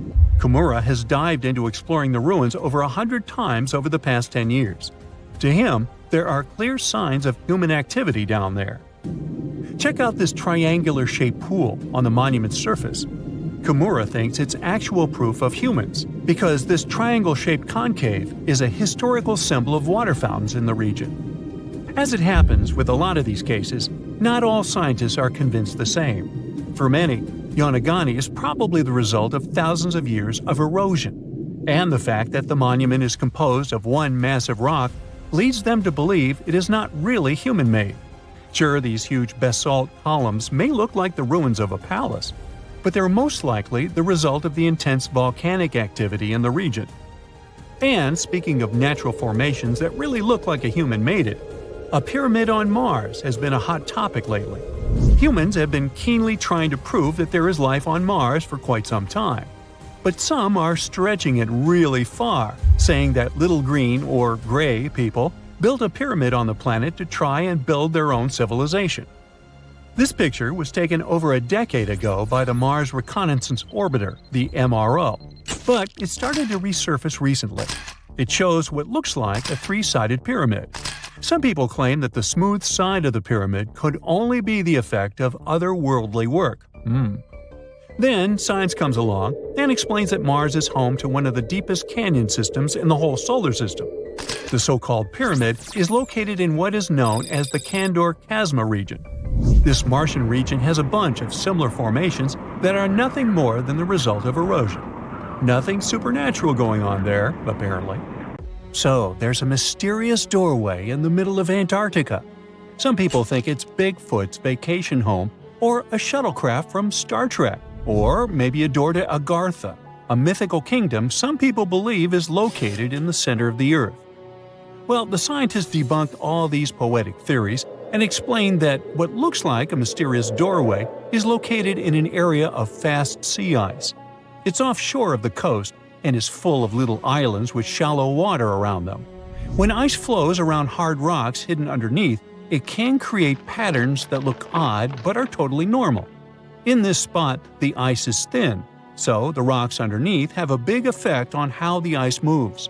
The cold winds in Antarctica also shape the ice and snow and make it look like they're lines and shapes. So, the mysterious doorway is just a rocky ridge poking out because the ice has melted a little. The top of the doorway is the tip of the rock, and the sides are snowy trails left by strong winds blowing in the same direction. It's essentially an iceberg that got stranded and is melting in one place. One YouTuber found another out-of-place mysterious object more than 150 miles off the shore of Antarctica, a 400-foot-long ice ship. The internet went wild with theories like that the ship must have ended up there right from the Bermuda Triangle. But there was no scientific proof that it was a ship and not just a large chunk of ice. And once some other internet users revisited the place, they noticed the ice melted in the summer and the hypothetical ship was gone. Another mysterious Google Maps find in Antarctica was a pyramid. And before you make up an exciting theory about how the ancient Egyptians built a secret base here, I have to tell you it turned out to be just a mountain. It's part of the tallest mountain range in Antarctica that stretches for almost 250 miles. It's not the first pyramid on this continent, as explorers from the British Antarctic Expedition found another unusually shaped mountain and nicknamed it the Pyramid. But this one didn't even have a pyramid shape. Here's one Antarctic find that definitely won't disappoint you: a giant ice shelf that reminded scientists of the Grand Canyon. A special submarine robot named RAN covered over 600 miles under the thick ice and brought back some amazing footage of icy mountains, valleys, flat plateaus, and swirly patterns made entirely of ice. One of the strangest things RAN found was giant bowl-shaped holes, or scoops, in the ice. Sadly, scientists lost track of the robot. They think that curious Wendell seals may have accidentally bumped into RAN and caused it to get stuck. To save energy, RAN probably shut itself down, and the scientists couldn't find it again. But the team is hoping to build a new robot and continue exploring this icy canyon to see how the patterns under the ice might change over the years. Another huge Antarctic canyon was found thanks to bad weather. A team of sound experts had to pause their work at the Casey Research Station in a storm. Instead of waiting around, they decided to use the unexpected free time to map the seafloor near Adams Glacier. And that's how they found a canyon that is almost 7,000 feet deep, almost 30,000 feet wide, and stretches over 28 miles away from the glacier. During the mapping, they discovered just part of the canyon before they had to go back to the research station. But when bad weather came in again, the ship went back and mapped more of the canyon. They were working in waves up to 13 feet high and super powerful winds, but they managed to get about 15 hours of data to complete their map. On the way back to Australia, they stopped one last time, and now they've got a full picture of the canyon. Studying it is helping scientists learn more about the history of glaciers and the interaction between the Antarctic ice sheet and the ocean. Now, there's a frozen lake in Antarctica called Lake Enigma. For a long time, people thought the lake was completely frozen solid. But during one expedition, researchers found that under the thick ice, there was a layer of liquid water about 40 feet deep. To learn more, they drilled through the ice and sent down a camera to explore what was hiding in the lake's depths. The lake's water, which they think comes from the nearby Amorphous Glacier through a secret underground pathway, was filled with strange microbial life. These tiny microbes lived in mats that covered the lake bed. Some of the mats were thin and spiky, and others looked like crumpled carpets, or even small tree-like shapes that grew up to 16 inches. Many of the microbes could make their own food through photosynthesis, just like plants do, and it gave the lake a high amount of oxygen. One of the coolest discoveries was a type of microbe which usually lives in low-oxygen places. Lake Enigma might be similar to environments on icy moons like Europa or Enceladus, so it could mean that these moons also have hidden water under their ice and possibly microbial life too.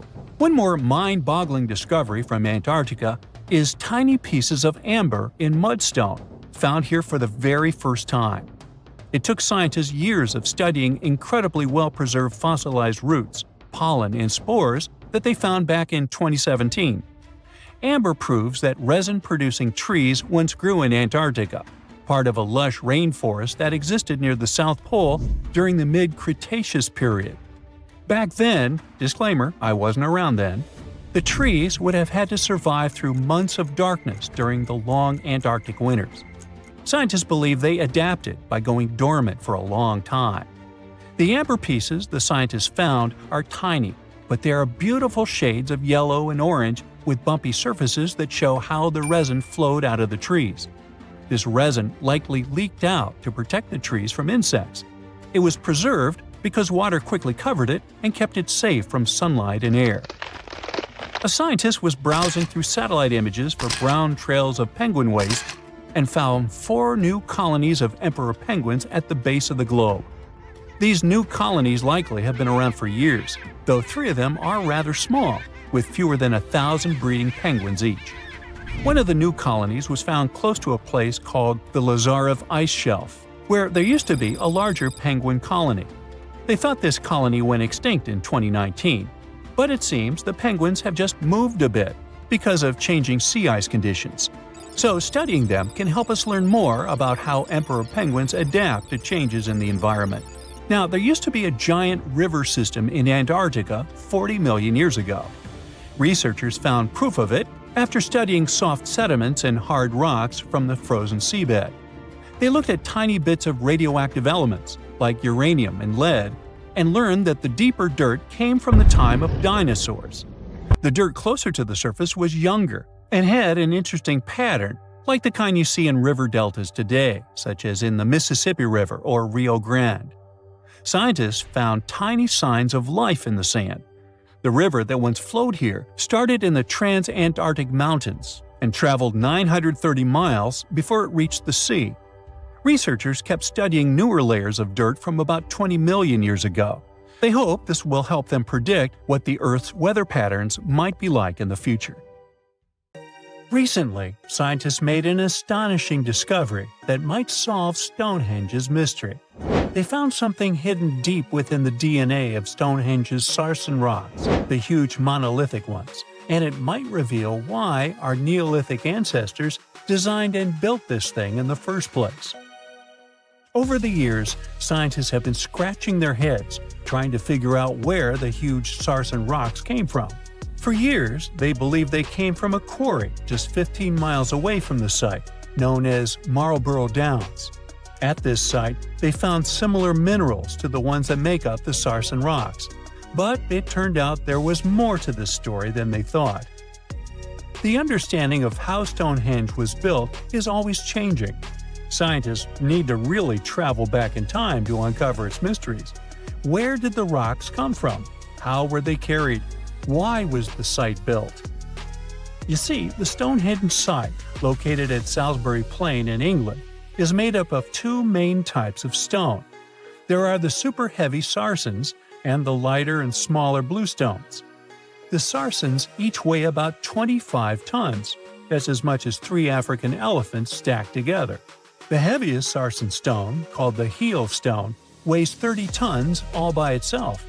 Together, the sarsens make that iconic outer ring circle. Inside that circle, that's where you'll find the bluestones. The naming might seem a bit misleading since they're not really blue. They have a bluish tinge to them when they are freshly broken, hence the name. These smaller rocks probably came from the Preseli Hills in southwest Wales, which is about 150 miles away from Stonehenge. They're a bit lighter than the sarsens, but still pretty heavy. The altar stone, which is classified as a blue stone, is the heaviest one, weighing around 6 tons. Its original location still isn't known for sure. To figure out where a rock came from, scientists first have to study their composition. This is like checking the rock's DNA. Then they cross-reference the structure of the rock with minerals in the soil to see if it's a match. Most of the sarsens we see around southern England are actually made of a type of sandstone known as silcrete. Think of silcrete as sand that's been hardened by underground water processes over millions of years. This process mostly happened during a period called the Paleogene, about 65 to 23 million years ago. These sarsen rocks didn't form in one big slab, but in patches, like nature leaving little rock gardens all over the place. Scientists reason the sarsens spread out randomly, forming in isolated pockets. Over time, many were buried under layers of clay and chalk, which helped preserve them. When ancient builders were on the lookout for materials, these sarsens must have looked perfect for something impressive like Stonehenge. Actually, sarsens have been used in everything, from Roman villas to medieval churches, and even in things like road curbs and old field walls. One could say these rocks were the it material for ancient builders, and continue to be popular even into more modern times. This fact made scientists start wondering that maybe not all sarsen stones that were used to build Stonehenge came from the same place. They've identified sarsen sites all over the UK, in places such as Oxfordshire and Kent. After hundreds of years of studying the sarsens, geologists finally had the right type of technology to determine the origin of the stones. Now, I wish I could tell you that it was some undisclosed location very far away from the site. But, as it turned out, the sarsens were originally from Westwoods, the forest near Stonehenge. A new factor came into play when excavations uncovered empty stone holes, showing that at least 6 blue stone pillars were removed from a Pressley Hills site called Wan Main in prehistory. They had a stone circle over there, and it's believed that some of Stonehenge's rocks were recycled rocks from this more ancient circle. If this is true, it might be that Stonehenge is part of a much larger landscape of ancient sites. If this is the case, then Stonehenge is just the cherry on top of a much larger scale project. Think of it as the sacred centerpiece of an entire landscape of monuments, mounds, stone circles, and things. This is why scientists want to find out where the rocks came from so badly. It could lead to why and how Stonehenge was built. Now, Stonehenge didn't just pop up overnight. It was built in several stages over hundreds of years. It's likely that it wasn't a single unified vision, but more like a big community project that evolved over time. With each generation, the builders brought in their own ideas, creating a stone structure that would last for ages. The first stage was around 3100 BCE. That's when people dug out a circular ditch and likely set up some bluestones as sort of a starter ring. Later, they added the sarsens and even topped some of them with horizontal stones to form those famous arches you see today, also known as the trilithons. These ancient builders had some challenges on their hands. How would they move the rocks? There's an old theory known as the ice road that suggests that the rocks were moved by natural icy pathways that formed during the winter. This way, they could slide the rocks down all the way to Stonehenge. But hey, if we're talking about a distance of over 100 miles, that's not too realistic. Anyways, this theory was debunked because it was warmer back then than it is today. There's also the river theory, which suggests that the rocks were floated along the river from the quarry to the site. But if we're talking about sarsen rocks, they're too heavy to float. So there goes that theory. What we're saying is, no one knows how the rocks were moved. Another interesting science tidbit came from all the research done in Stonehenge. A recent laser survey of the stones revealed the different stone working methods used, and has shown that some of the parts of the monument were more carefully finished than others.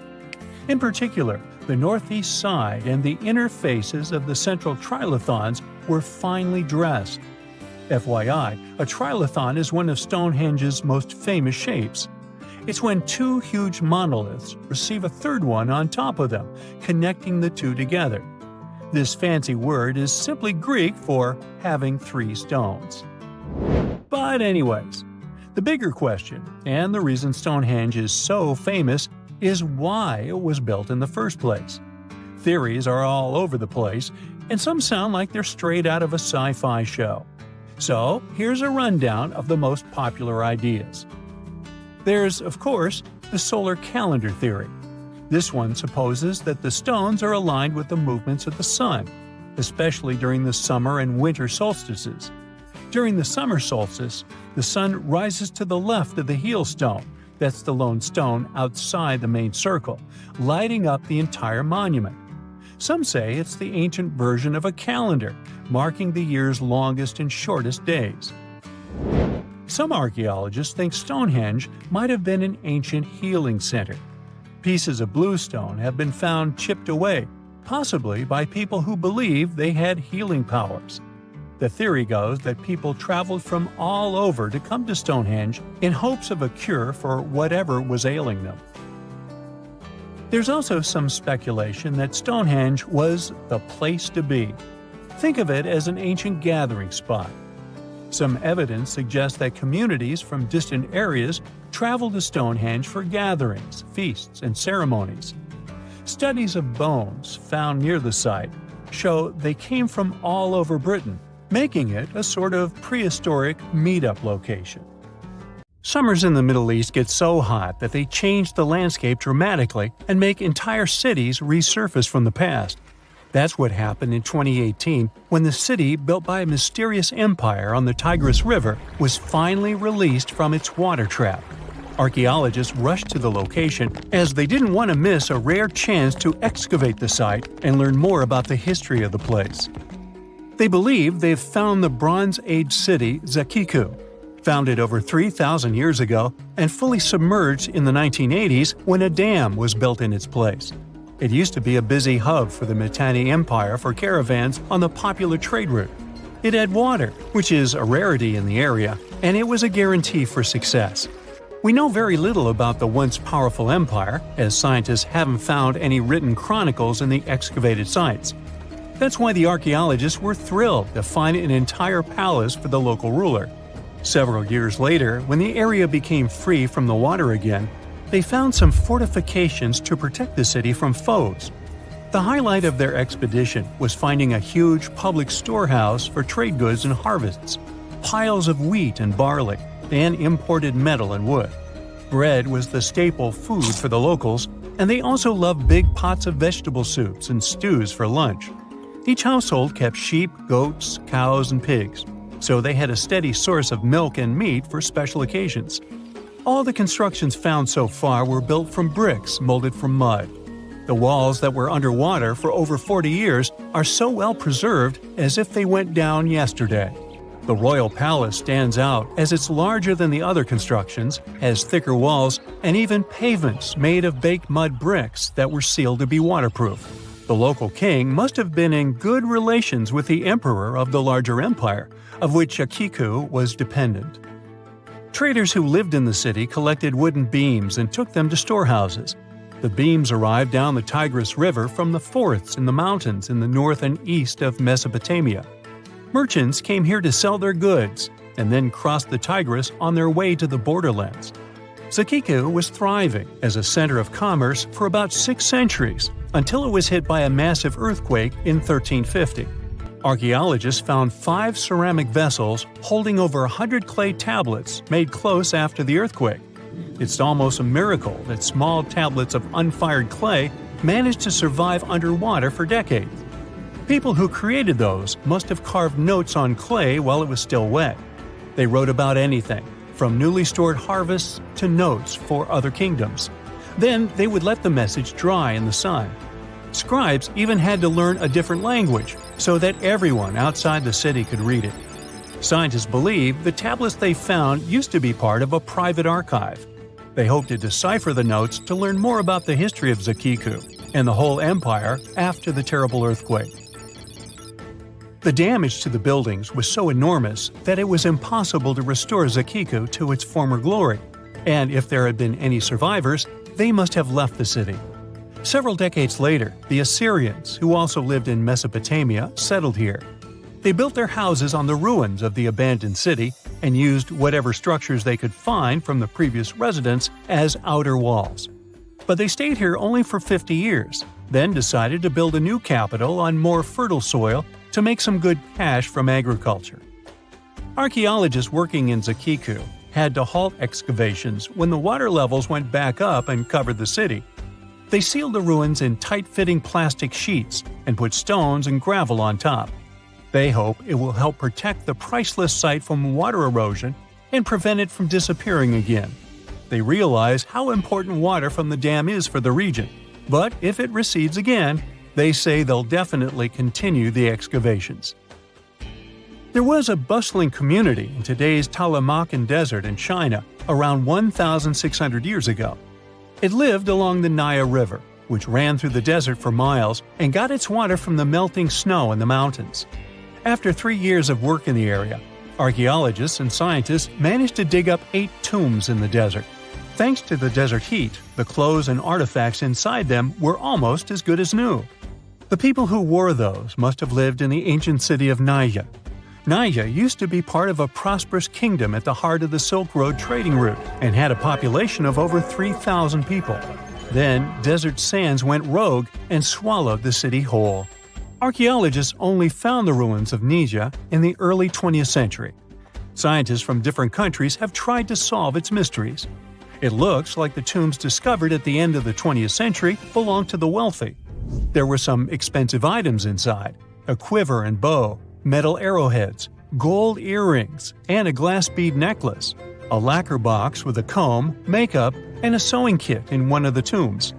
There was also some silk of top quality, and even the bright colors like green and yellow haven't faded on it. The fabric also had Chinese characters with quotes from historical books, which helped scientists identify the period in which it was made. Archaeologists later found a large dwelling site and the clearing of 3 ruined buildings. It will probably take many more years to understand why the city had fallen and what happened to its people. Saudi and French archaeologists teamed up near Riyadh, the Saudi Arabian capital, and stumbled upon an ancient settlement dating back 8,000 years. The scientists used all sorts of cool tech, like laser scanning, drones, and aerial photography, to unearth this Neolithic-era gem. They found the settlement in a local archaeological hotspot. Among the treasures they uncovered were a stone temple, remnants of an altar, and over 2,000 graves. All these finds tell us about ancient practices and rituals. The team also found the foundations of 4 massive buildings, corner towers, and open-air courtyards, all with underground reservoirs to store water for agricultural use. There was also a smart irrigation system with canals and cisterns, which let the city thrive in one of the driest deserts in the world. Rock drawings etched into the nearby mountain depicted the daily life of the locals. The excavations have been going on in the area for over 40 years, and scientists still keep finding new artifacts to answer more of their questions. Fishers have stumbled upon ancient bones, tools, and artifacts that are 9,000 years old on the North Sea floor. British and Dutch archaeologists and paleontologists rushed to see the finds as they were hoping it could be evidence of the submerged Doggerland. And they weren't disappointed. There were even perfect sets of footprints left by Mesolithic people who lived here. 12,000 years ago, during the last major ice age, the British Isles weren't islands at all. There was a landmass made of many hills, marshlands, and dense forests that connected them to the European continent. That landmass was Doggerland, where a prehistoric hunter-gatherer society lived and thrived. But then, the sea level started going up at the speed of 3 to 6 feet a century as glaciers were slowly but surely melting. The locals had to move to areas that today belong to England and the Netherlands. Experts decided to learn more about the history of Doggerland, using data from oil companies working in the North Sea. So far, they've created digital models of what the area of 18,000 square miles might have looked like before it vanished beneath the waves. They still need to analyze samples of ancient insects and plants and the DNA of animals to get a full picture. In 1850, French scientist Auguste Mariette went to Egypt looking for manuscripts, but accidentally found a head of a sphinx sticking out of the dunes. He cleared the sand and figured out the sphinx was guiding the entrance to some underground construction. Several months later, he finally entered the Serapeum of Saqqara. Inside, he found an enormous granite sarcophagi with remnants of 64 bulls. Scientists are still amazed by the tech that the ancient Egyptians used to transport those enormous boxes. The Serapeum was built around the year 3000 before the Common Era. It was an underground tomb built to honor the sacred Apis bulls of ancient Egypt. It had a long hallway, almost 500 feet long, with giant stone rooms on both sides. Some of the sarcophagi weighed as much as 50 average cars, and all of them were made with super precision, with exact 90-degree angles. These sarcophagi were beautifully decorated with hieroglyphs and carvings that told stories about the lives and importance of the Apis bulls. Now, there are 24 sarcophagi left. In ancient Egypt, Apis bulls were very special animals connected to the deity Ptah. They thought the bulls carried Ptah's spirit and wisdom, helped the pharaoh, and protected the Egyptians. Priests looked for special markings on young bulls to find Apis bulls. It could be a white triangle on its forehead, which symbolized divine light, a shape on its back like a vulture's wing, and a scarab shape under its tongue, which stood for rebirth. If a bull had these signs, they believed it was chosen by Ptah and treated it like royalty. The chosen bulls lived in a special temple in Memphis, the city where they worshipped Ptah. They received the best care and offerings from visitors who wanted their blessings. When an Apis bull passed away, it was treated with great honor and mummified. When Mariette entered the Serapeum, he noticed traces of rollers on the gallery's floor and found 2 wooden horizontal winches. Each had 8 levers. Later, other explorers saw double rails. The burial chambers were lower than the hallway floor. To get the boxes into place, workers filled the chambers with sand so the sarcophagi could be rolled in straight. Then they slowly removed the sand to gently lower the boxes into perfectly cut spaces in the bedrock. A carved stone sign found in the Serapeum said it took 28 days to move just one sarcophagus and its lid into its spot during the time of Ptolemy II. The extreme precision of the sarcophagi with 90-degree angles also has an explanation. Ancient Egyptians wrote texts, or rather, papyrus, on geometry a long time ago. It shows that they knew the approximate number pi and could calculate the volume of a pyramid with its top cut off. If they could figure out complicated math like that back then, it makes sense that they could also carve perfectly flat surfaces 500 years later. All this sounds pretty legit, but some people think certain things don't add up here. The size of boxes is way larger than the size of bulls, yet they buried pharaohs in tiny coffins that barely fit their bodies. The sarcophagi are made out of granite with crazy precision, and they could have just used limestone, which would have made things way easier.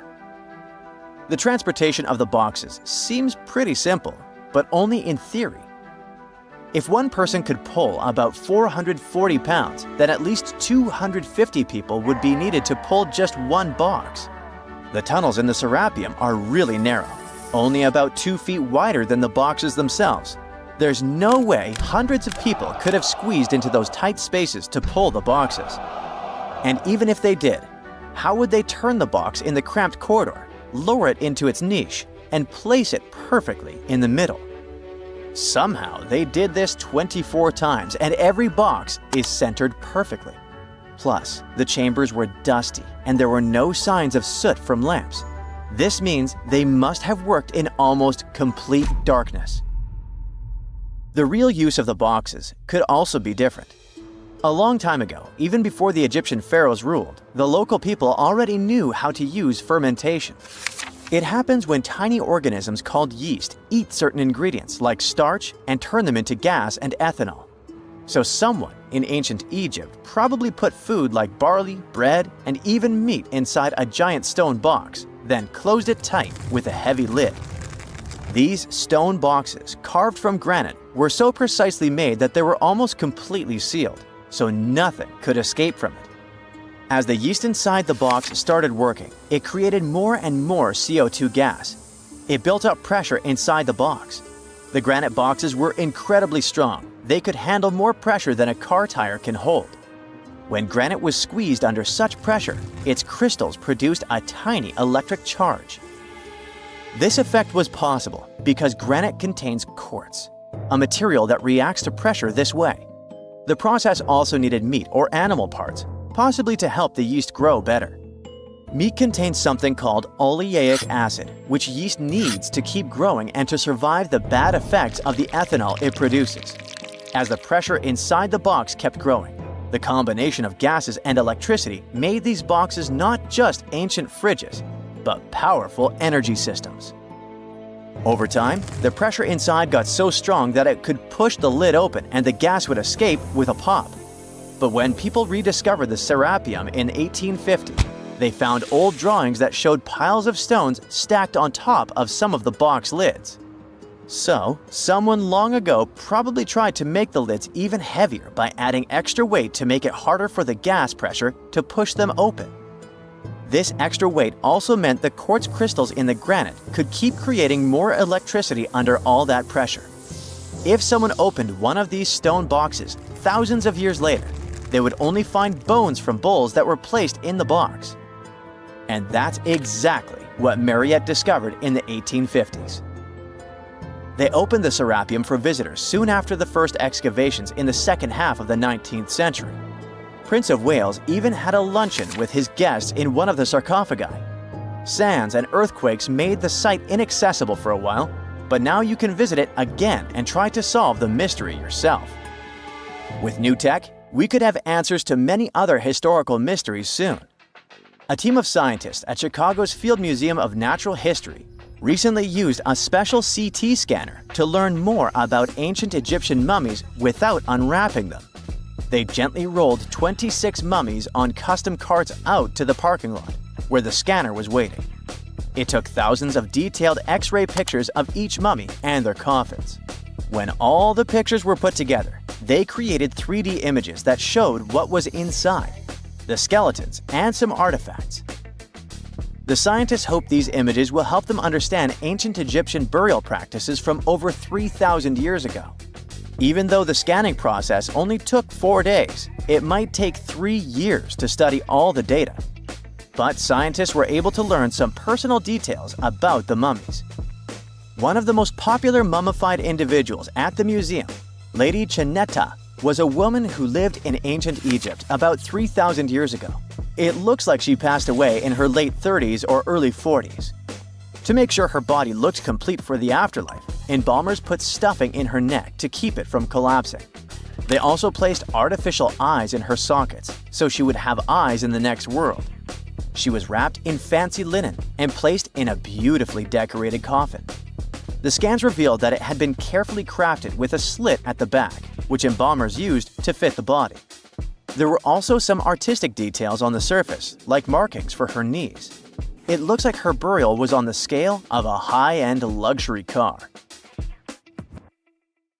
Tunnels, metro, underground systems, and even secret passageways to the houses of the rich and famous. Why else do we need tunnels, you may wonder? To hide. Many cities have underground tunnels and even underground doppelgangers. Now let's make it clear. Those passages are normally not connected, contrary to the popular rumor claiming that it was possible to get from Scotland to Turkey using underground passageways built around 5,000 years ago. I mean, it sounds insane even today. Imagine building it back in the day. These tunnels have an official name, the Erdstall Tunnels, and they were most likely built in the Middle Ages. However, we still don't have the exact information about the date. The highest concentration of those tunnels are in Bavaria, Germany, but there are many of them in Great Britain and France too. Erdstall tunnels, a unique type of earthen passage found globally, are characterized by their narrow, oval-shaped corridors and tight choke points, known as schlups, or slip-outs. Despite speculation, their purpose remains a mystery. However, some of those tunnels have fireplaces and even vents, which might mean those were used primarily for shelter. Dating back to the Middle Ages, possibly as early as the 12th century, Erdstall tunnels lack archaeological signs and historical records, so it's not a surprise that there are many rumors about their use. Some scientists are sure those were storage spaces, though their narrowness makes this impractical. Another idea is that they provided hiding spots for farmers during tribal raids. However, their single entry point raises doubts about their effectiveness in evading threats. Now, if you're feeling like Indiana Jones and want to venture into those tunnels, you're in luck. A few structures, like the Erdstall Radkobluken in Austria, welcome visitors to explore these enigmatic structures. Most of them are closed to the public eye, though. The origins of Erdstall tunnels remain largely unknown, just like their real functions. And if you think, hey, it's the 21st century here, we can study pretty much everything, well, you're wrong. What makes these tunnels hard to study are the tight confines. Traditional surveying methods often prove inadequate in such spaces. To solve this problem, scientists use a handheld device that integrates an RGB camera, a gyroscope, and high-resolution depth sensors, allowing them to capture intricate details of the tunnels. They also use modern techniques like 3D surveying in hopes of uncovering the true origins and purposes of those tunnels. One hypothesis even suggests they may have been poorly conceived dwellings, abandoned when their inadequacies became apparent. Still, not everyone quite agrees with this idea. Other theories suggest they served spiritual purposes, while the most intriguing idea speculates that those tunnels may be remnants of extraterrestrial civilizations. Experts believe they may have been used for practical matters, such as granaries or hiding spots from looters. As we don't have exact info on who built it and when, it may be pretty much anyone, even a sloth. Nope, I'm not a lunatic. Sloths can build giant tunnels. Check this out. In 2009, a farmer in southern Brazil was driving his tractor through a cornfield when it suddenly sank into the ground. He quickly discovered he had broken through the top of an underground tunnel. When researchers came to investigate, they found a tunnel around 6.5 feet high and the same 6.5 feet wide, extending about 50 feet long right beneath the farmer's house. When they looked closer, they instantly saw deep claw marks on the walls. That was the proof the tunnel wasn't human-made.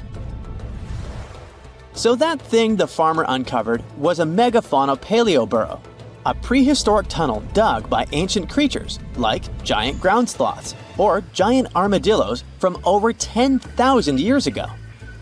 I know, it's hard to imagine those beasts, but let me help you. Take a hamster. Now, increase it to the size of an elephant. Don't forget, this 13-foot-tall hamster could also walk on two legs. During their time, around 15 million to 10,000 years ago, many species of sloths and giant armadillos roamed the Americas, some even digging similar tunnels. Today, many of these tunnels are filled with sediment, though some remain clear, similar to the one the farmer discovered.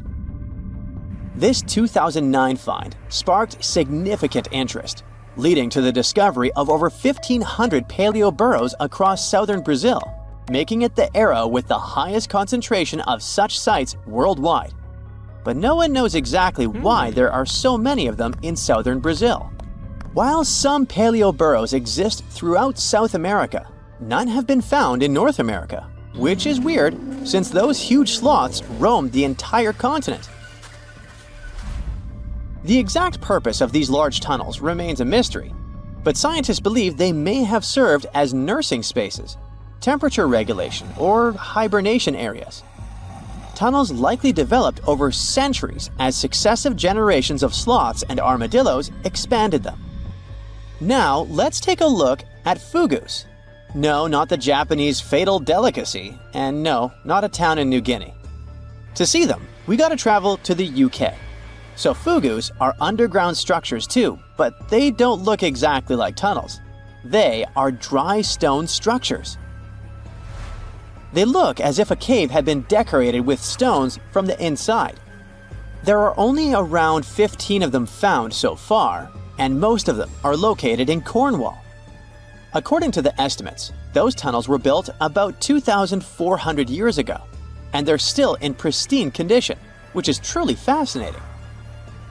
I mean, back in the day, people had no cool machinery whatsoever, yet their structures still last.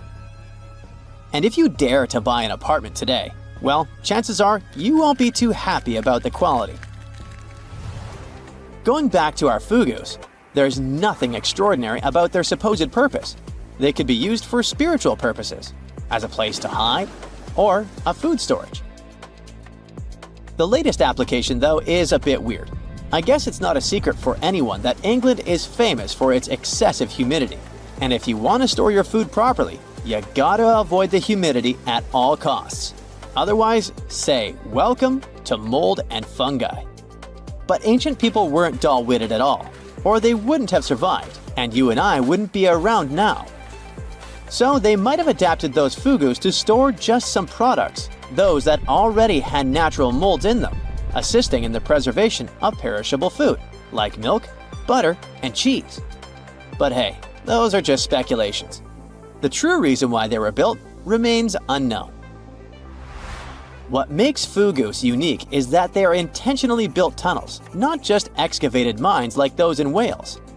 They were crafted by digging deep trenches, lining them with stone slabs, covering them with capstones, and then filling over them, all of which took significant time and effort.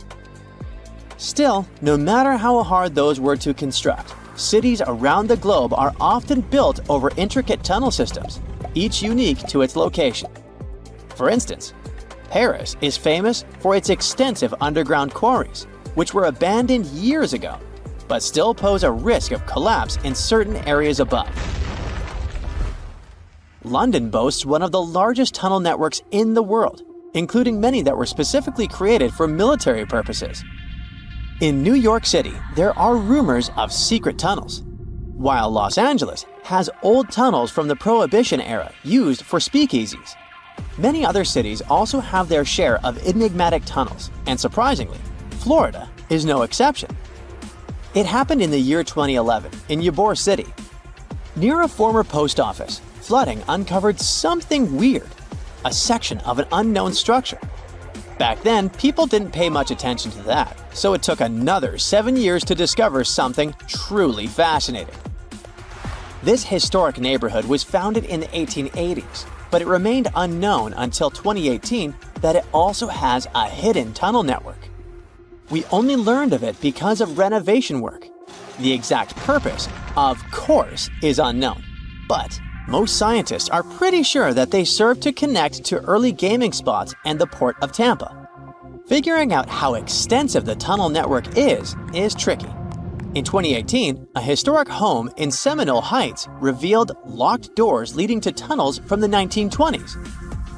One local even said he traveled through a tunnel for 20 minutes. Rumors suggest some tunnels connect to the Hillsborough River and Ybor City. Research is ongoing, but no new info has emerged yet. You are lost deep within the jungle in the Yucatan Peninsula in Mexico. There are strange noises all around you, and to make it worse, the sun is setting. Soon, you'll be alone in the middle of an unknown rainforest. Guess it was a pretty bad idea to come looking for El Dorado on your own, wasn't it? You keep walking as fast as you can when suddenly, wait! What's this you're seeing? It looks like large stairways made out of stone. This definitely doesn't look natural, so you take a picture. Maybe you didn't strike gold, but you might have just found something relevant. Congratulations, you found Ocumtun, a long-lost Mayan city. Hidden 37 miles into the jungle, the name literally translates to stone column. Stone was probably in at the time, so these guys used a lot of it to build their pyramids, houses, and even ball courts. If you ever thought that Europeans invented ball games, think twice. Mayans loved to play ball games for recreational purposes. Ancamtun is part of a series of other long-lost Mayan cities that are being discovered with the help of new technology nowadays. We'll talk more about the other ones in a jiffy. Perhaps the biggest surprise of this one is that it was surrounded by wetlands, which is why the city was built on high ground. The city was monumental, covering an area of over 120 acres. That would be as big as 90 football fields right next to each other. Scientists have found proof that Ancamtun had pyramids of up to 49 feet high, and that it was likely an important social hub between 250 and 1000 CE. This is definitely a game changer. But lost Mayan cities began to be unearthed in the 19th century. Modern technologies, such as LiDAR imaging, help archaeologists see through dense canopies of the forests. This means that people don't really have to risk getting lost in the tropical jungle like you did at the beginning of this video. LiDAR works sort of like an X-ray. It sends out laser beams that can detect any signs of ruins or ancient constructions. According to space archaeologist Sarah Parchak, satellite imagery has been a key player in discovering ancient cities in South America, Egypt, and other places. Sarah herself spends most of her days scouring images for any signs of where there could have been cities long ago. She says that more often than not, what happens is that ruins are covered by vegetation, soil, or sand, which makes them super tricky to find. But thanks to these awesome tools, scientists also made the huge discovery of ancient Mayan causeways, which spread throughout old Mayan territories. I mean, take a look at these roadways. You'd expect to see ruins like this in places such as Portugal, England, or the United States. I'm talking about 130 feet wide roads painted white to help travelers journey through the nighttime. Scientists recently unearthed a 110-mile network of roads such as these, and they think this dates back to before the first registered Mayan highways we've known so far. These roadways, which sometimes ran over the swampy ground and were even elevated at times, are being called the world's first superhighways. Even if there is no registry of animal-powered vehicles, it's believed that the Maya used them to travel around a network of possible 964 settlements. They were built like a huge spiderweb, and from what archaeologists have gathered, this huge system of roads worked to connect a big system of economic and social interactions between Mayan cities. This completely debunks the traditional idea that the Mayan pre-classic period, which dates back to 2000 BCE, was made of small, tribal settlements. Imagine the manpower and engineering ability you need to muster to build something close to these white highways. Scientists believe that these causeways were built pretty much the same way as the Mayans built their pyramids, with a mixture of mud and quarry stone. Oh, and using several layers of limestone to make them white. That's pretty cool, right? But let's take a few steps back for a moment to get some context. The Mayans were one of the biggest pre-Columbian civilizations living in the Americas. Until now, experts believe that at its apex, the Mayan civilization consisted of over 40 cities, with a population of millions of people. That's a lot of folks. Their civilization spanned Mexico's Yucatan Peninsula, Guatemala, and Belize. And they survived mainly on agriculture. The thing is, the Yucatan Peninsula was an extremely difficult place to grow crops. So the Mayans had to develop a complex irrigation system in most of their cities. They built a series of ceremonial buildings, pyramids, and plazas. The Mayans might have been keen pyramid builders, but they also developed an advanced astronomical system. With whatever ancient technology they had, they were able to predict the exact location of planets such as Venus and Mars, as well as the exact dates of eclipses. If you've ever seen examples of ancient Mayan cities, this is Tikal. Located at the heart of the Guatemalan jungle, Tikal is believed to have been the capital of the ancient Mayan conquest state. At its height, it was comparable in importance to cities such as London or New York in today's world. It's composed of a series of complex monuments. The North Acropolis is one of Tikal's most ancient complexes of monuments.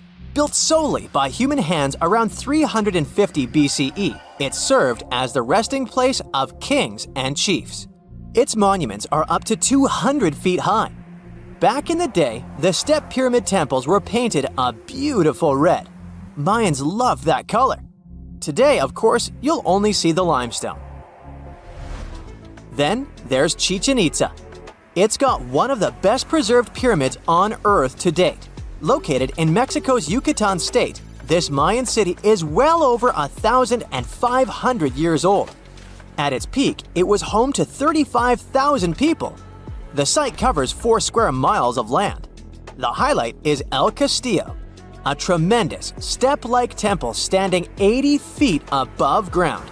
Its most peculiar feature is that it has 91 steps up each of its 4 sides, including the upper platform, which makes for 365 steps, the same number of days as the solar year. You can see that these folks were a pretty big deal, huh? That's why nobody can really understand what happened to them. There's a big lack of evidence on the decline of this almighty empire. What could have been the cause of their demise? Was it a drought? New research in 2017 did bring some new discoveries into the mix.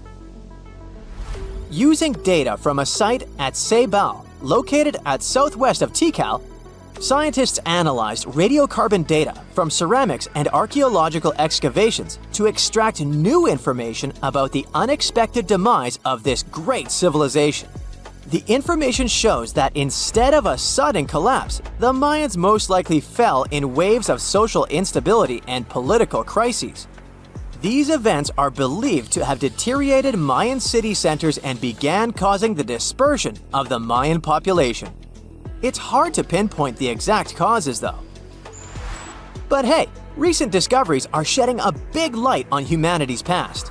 Not only about the Mayan Empire, but about other long-lost civilizations of South America. A major recent discovery in Brazil was done using satellite imaging technology and is also shocking scientists. Some images from near the Xingu River, also in the Amazon, suggest that cities of millions of people might have existed inside the jungle, way before our modern civilization ever existed. I mean, if this doesn't shock you, I don't know what will. Satellite imagery also detected a network of trenches dating back to 200 and 1200 CE in the Bolivian Amazon forest. These proofs suggest settlements that could have supported around 60,000 people right in the middle of the Amazon forest. When researchers from the University of Florida went on ground to check the satellite information, they were shocked to find several mounds that were accompanied by ditches and geoglyphs. Archaeologists also found remnants of carefully designed walls centered around plazas, much like the type of construction done by the ancient Mayans. Hey, how do you feel about taking a trip back in time? We're diving into the history of the Amazon forest to unravel the mystery of its lost cities. Grab your bug spray and hop on. The Amazon forest is the world's largest rainforest. The environment there can be extremely challenging for human life. Yet, the legend goes that the Amazon has been home to sprawling settlements rich in unmeasurable wealth. Could that really be true? Or is that none other than a figment of our collective imagination? The legend of El Dorado might be the myth that started this whole thing.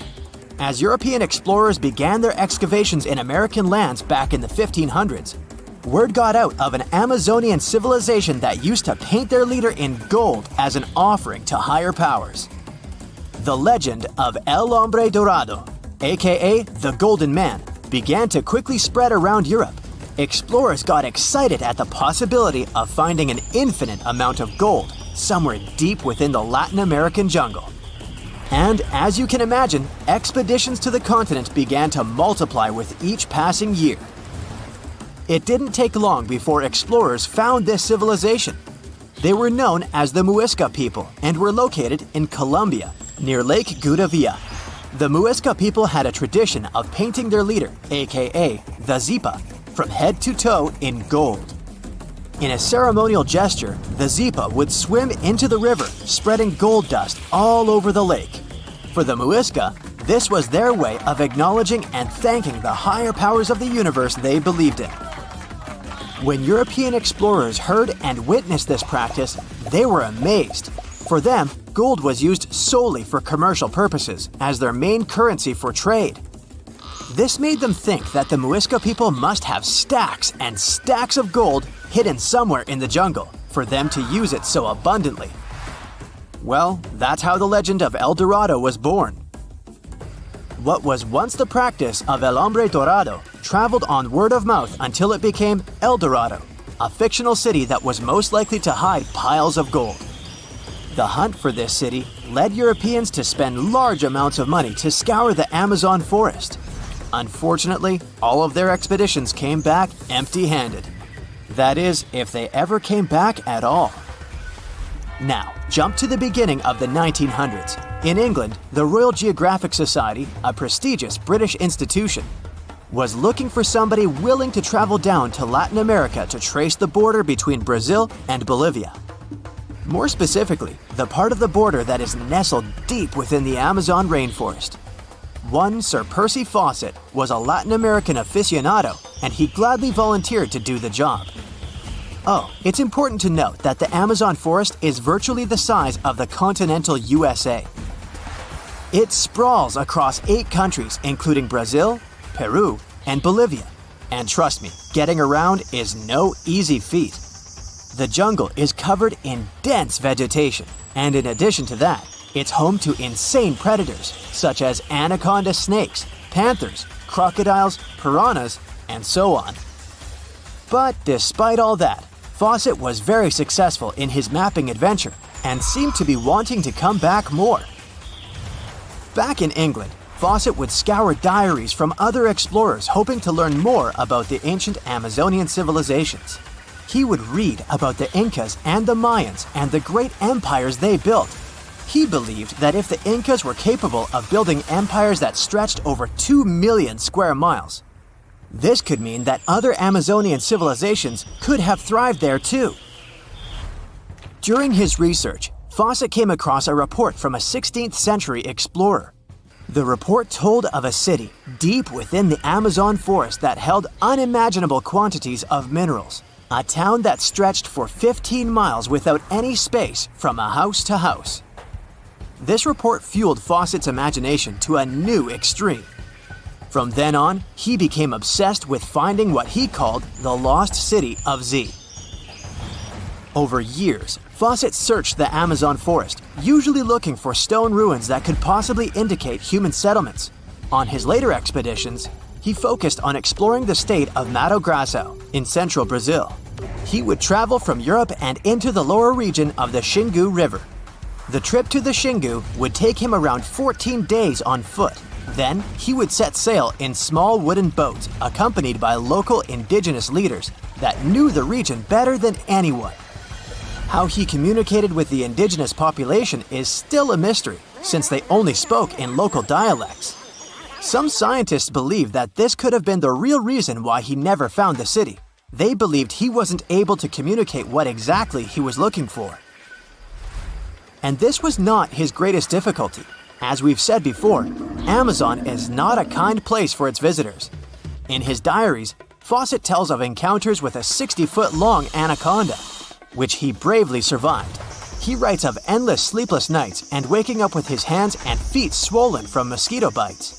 Some of his peers said he was invincible and tireless, but the day came during his 8th expedition when he didn't make it back home. Fawcett disappeared without leaving any trace behind. Some even suspect that he was close to reaching his lifelong goal. On the day of his disappearance, he sent an optimistic letter to his wife saying there was nothing to fear, and that he was setting out on a certain final search. Fawcett's failed attempt to find ruins seemed to support what had become a consensus among experts at the time, that this rainforest was too inhospitable to support large, complex societies, let alone cities. Experts were convinced that the Amazon's lost cities were nothing more than fiction. That is, until the 1960s, when modern research began to find evidence that suggested otherwise. Scientists discovered patches of extremely fertile soil, They called it Black Earth. And apparently, they found lots of it in the Amazon, especially alongside rivers. Further research even showed that such soil was created by human waste or the intentional burning of forests, which adds nutrients to the soil below, which could only mean bingo! The discovery of Black Earth was the evidence that large-scale agriculture was possible and probably did exist amidst the Amazon, confirming that settlements could have formed there after all. In the 1990s, along the Xingsu River in Brazil, a team of archaeologists from the University of Florida made a remarkable discovery. Working alongside local indigenous people, they found very long ditches. After mapping them, they realized that these ditches were a sign of a big settlement. They were remnants of carefully designed walls centered around a plaza. Some were roads that led to more settlements. In fact, just this part of the Amazon, about the size of New Jersey, was once a network of dozens of settlements that experts believe could have been home to at least 50,000 people between 1250 and 1650 CE. Other discoveries were possible thanks to LiDAR imaging, a type of technology that allows researchers to take satellite pictures of the forest's ground without having to step inside of it. A network of trenches in Acre, Brazil, dates back to 200 to 1200 CE. These suggest settlements that could have supported 60,000 people.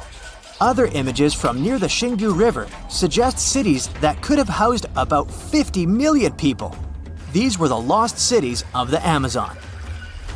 Believe it or not, these images suggest that Fawcett was very close to a major discovery.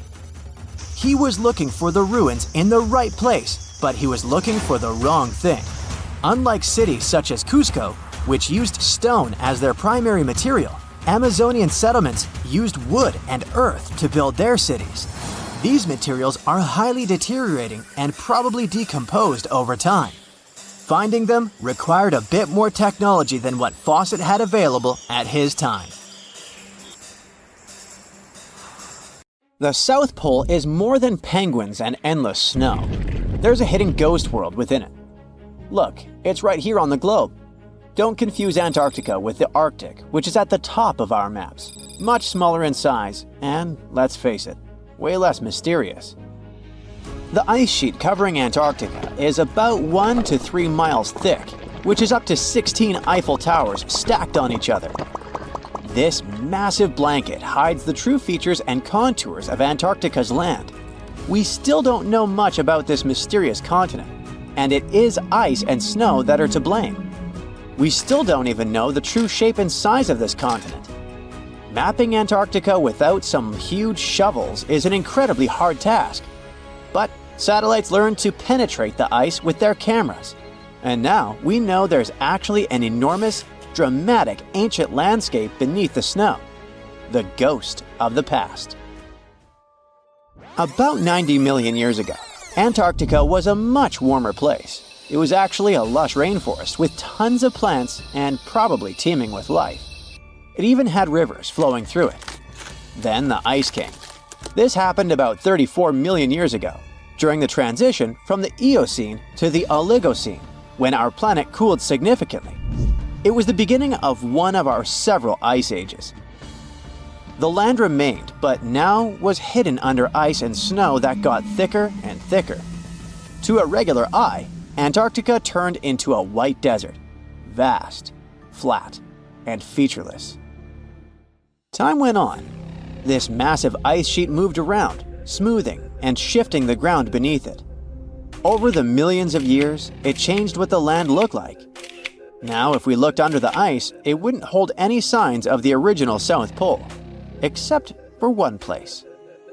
In areas where the ice is especially thick and doesn't move much, like in East Antarctica, it has actually worked the other way around. It became like a super thick blanket that protects the land.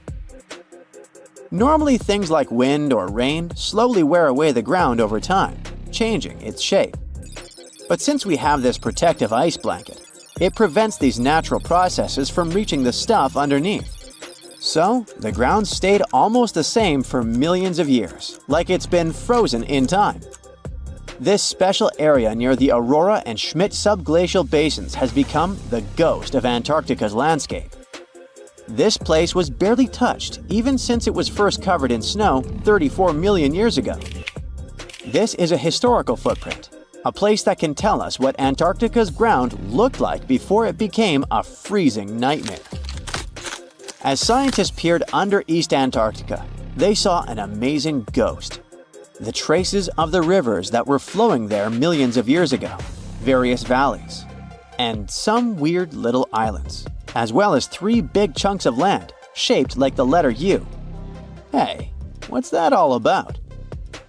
You see, the continents on our planet are moving constantly, sliding along the red-hot lava mantle like cereal on milk. Over history, they came together and broke apart several times. Hundreds of millions of years ago, several continents were a part of one enormous Gondwana. Antarctica was one of them. It used to be one huge landmass. But when Gondwana broke apart, the poor continent got stretched by tectonic forces. Parts of land were pulled away from each other. Whoosh! And they got torn apart. And that's how we got these big chunks or blocks of land under thick layers of ice. In any case, scientists now want to explore this ghost a bit more. But to study it deeply, they need to actually drill down through the ice, like using a straw to get to the bottom of a thick shake. This will help them pick up some rocks and dirt from way below to learn more about the Earth's history and climate. Antarctica is the 5th largest continent in the world, approximately bigger than the entirety of Europe or Australia, competing with the entire South America in size. Aside from East Antarctica, we discussed there are several more regions: Antarctica Peninsula, South Pole, West Antarctica, and the Ross Sea. The continent is basically a frozen sandbox, and all its hidden, mysterious landscape is actually less explored than Mars's terrain. We only know for sure that without ice, it wouldn't just be flat and empty, but an entire world full of big mountains, huge canyons, and even fiery volcanoes. Some of these volcanoes are so huge that they peak above the layers of snow. In West Antarctica alone, there are at least 138 volcanoes, though only about 8 or 9 are active today. One of the craziest ones is Mount Erebus, the southernmost volcano and the tallest one on the continent, about 12,500 feet high. And deep beneath the ice sheet, this guy hosts incredible, beautiful subvolcanic caves. The temperatures there are warm enough for t-shirts. The Antarctic Peninsula, or Lesser Antarctica, looks like a bunch of mountainous islands deeply underground. It has newer volcanic rocks that are part of the Pacific Ring of Fire, which is like a giant circle of volcanoes and earthquake zones around the Pacific Ocean. The Greater Antarctica is a huge part, almost as big as Australia. It consists of East Antarctica and the South Pole. Beneath the ice, it's a place of rocks that have been around for a very, very long time, including the special zone we mentioned. You probably know that Antarctica is nearly devoid of humans. No wonder, with a mean temperature of about -46 degrees Fahrenheit. But even though this place is horrifyingly cold and deserted, life still clings on. You guessed it, in the underworld. In 2017, scientists found DNA traces of algae, moss, and even possibly unknown small animals in the deep caves. That means that even in such crazy conditions, there are still unique ecosystems thriving in little isolated warm pockets beneath the snow. There was another incredible find beneath Antarctica's Ross Ice Shelf, a lively ecosystem vibing within an underground river.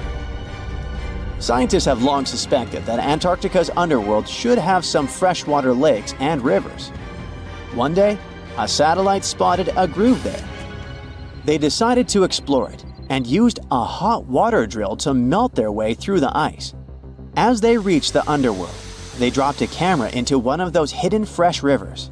And at first, they thought they'd find just some rocks or something. But instead, they stumbled upon hundreds of amphipods, tiny shrimp-like creatures. Little ones instantly swarmed around the lens. Shrimps blocked the camera and scientists couldn't check out what they wanted to. Pretty funny, but at least that means that there really is an important ecosystem deep within Antarctica. Now, they're gonna explore it. And all this is just the beginning of the mysterious underworld. Antarctica's snow also hides the deepest canyon on Earth under the Denman Glacier. Well, Mariana Trench is still the deepest point on Earth, but it's a part of the oceanic crust, geologically speaking. Also, in 1958, explorers found a huge mountain range under the ice, as big and tall as the famous Alps Mountains. The range stretched for about 745 miles with peaks as high as 1.7 miles. And all this magnificence is buried under tons of ice. Who knows what else we might find there? Antarctica holds about 60% of our entire planet's fresh water, which means it would be pretty bad if it melted. For example, there's this Doomsday Glacier, officially known as Thwaites Glacier. It's a huge ice formation, about the size of Florida, and it's melting right now. Every year, the sea levels rise by 4% because of it. If this guy melts away completely, the sea levels all around the world will increase by 2 feet, which might not sound like a lot, but it would be catastrophic for coastal areas. Luckily, researchers have found that even if its ice shelf were to collapse in the next 50 years, the glacier itself wouldn't retreat as quickly as they feared. It's still losing ice rapidly, but it would be quite a slow process. Strange and amazing items are discovered often, but figuring out what our ancestors were up to is pretty tough. Especially when all you have are just some rusty cups and cave drawings. It's no surprise that even the experts in lab coats sometimes make mistakes. But it's not just about dusty plates and huge stones. Sometimes there's even humans with large heads. So grab your digging tools and let's travel back to ancient times to explore incredible societies that even scientists can't fully explain. Sardinia may look idyllic now, but I'm not gonna lie, I wouldn't fancy visiting it 3,000 years ago. Rumor has it, terrible giants roamed around this island back then. People even talk about finding human skeletons over 13 feet tall there, although nobody's ever shown anything to prove it. But the stories will make you wonder because some weird stuff has definitely happened. In 1974, over 5,000 pieces of broken stone artifacts were found in a part of the island called Monte Prama. But instead of being displayed in a museum, they were locked up in an underground vault for about 30 years. Sounds a bit suspicious, doesn't it? When they were finally displaced in 2005, scientists put the pieces together to find statues of 38 giant men standing 8 feet tall. Not quite as tall as the legendary skeletons, but still pretty huge. It's thought these statues were made by the Nuragic people, who lived on the island a long time ago. Besides giant statues, they also built over 8,000 massive stone buildings. Perhaps Nuragic weren't giants themselves, but they definitely liked their things big. I do too. I like a big number of likes on our videos. That would be pretty great. Thank you if you liked this and subscribed. Now back to the video. You and I are pretty smart, but we might not be the smartest humans ever. Actually, we might not even be the smartest species. Since 1913, some skull fossils found in South Africa have hinted at a possibly smarter contender called Boskop Man. This human-like species might have lived as recently as 10,000 years ago. Their skull suggests they had really big heads, which means their brains could have been 30% bigger than ours. Wow! Their average IQ could have been around 149, making them among the smartest 0.05% of people today. But if a Boskop Brainiac was so much smarter, why are they not around and we are? Well, bigger isn't always better, you know. Our brains are a lot bigger than our ape relatives, mainly in the prefrontal cortex. This part helps with high-level tasks like making decisions, remembering things short-term, and being aware of ourselves. The parts of the brain that handle our senses and movements haven't really grown much. So, maybe the Boskops spent too much time dwelling on the past rather than doing practical things like hunting. But this is all just guessing. We really don't know what happened to these clever cousins of ours. Some people even argue that Boskops weren't any different from us, with the only evidence being parts of skulls. The jungle is huge. Did you know the Amazon rainforest is home to about 30% of all the world's plant and animal species? That's impressive. However, the history of one native species, humans, has long puzzled scientists. The mysterious Kasarabe people lived here for hundreds of years and then vanished around 1400 AD. People thought the Amazon only had a few scattered tribes, but recently we discovered big, unusual shapes in the ground called geoglyphs. These might look like simple shallow ditches, but they're actually the remains of a vast civilization that spread over 5,000 square miles and includes about 450 markings, some as wide as 1,300 feet. That's insane! They likely contained ceremonial buildings and could have hosted up to 1 million people as recently as 550 years ago. Thanks to new technology like LiDAR, which uses a safe laser to map the forest without harming it, we can explore deeper. In 2019, some scans showed miles of raised roads and pathways and even pyramids over 70 feet tall. They found 26 separate settlements, 2 of which were at least 250 acres each. Damn, that's like 330 soccer fields. It's not certain what happened to the Kasarabe people. Maybe European conquistadors drove them out. Maybe the most baffling ancient civilization is one we've never actually found a trace of. Yep, I'm talking about Atlantis, the grand city that supposedly sank into the ocean. The first mentions of Atlantis come from the ancient Greek philosopher Plato, who talked about a great city near the Strait of Gibraltar. But for ages, everyone just thought Plato made up Atlantis as a perfect version of his own Athens. So why, about 12,000 years after it supposedly vanished, do we still wonder if it might be real? Well, in the 19th century, U.S. Congressman Ignatius Donnelly wrote a book giving 13 reasons why he thought Atlantis was more than just a myth. Then, in 1965, some folks thought they actually found Atlantis when they discovered the Richat structure, a massive 25-mile-wide dome in Mauritania, Africa. It's so big that you can see the whole thing from space. 2 astronauts flying over the Sahara Desert spotted this giant eye staring back at them and thought they'd made the discovery of a lifetime. Unfortunately, there's no solid evidence linking this structure to Atlantis. It's believed to have formed from volcanic activity about 100 million years ago. But it does look suspicious, doesn't it? Still, we're no closer to knowing the truth. Imagine going back to about 3,300 BCE and finding yourself in South Asia. Welcome to the Harappan civilization. These people were way ahead of their time. They had cities like Harappa and Mohenjo-Daro, complete with baked brick houses, sophisticated drainage systems, and even public baths. This place might have had over 5 million people, making it one of the densest regions at the time. They also invented a system of standardized weights that was incredibly useful for traders. And trading they did. These people had connections stretching all the way to the Middle East, thanks to their great skills in metallurgy. They even had a form of ancient branding.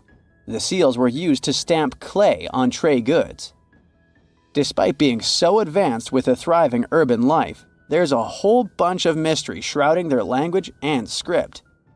We've got bits and pieces of their writing, but no one's deciphered them yet, even with all the technology we have today. We also still don't know how exactly their society worked. It looks like they didn't flaunt their social status as much as other civilizations. No grand palaces or massive monuments. Instead, their largest buildings might have been granaries. They sure were practical. Unfortunately, all good things must come to an end. Around 1800 BCE, this bustling civilization started to decline, possibly due to shifts in river patterns.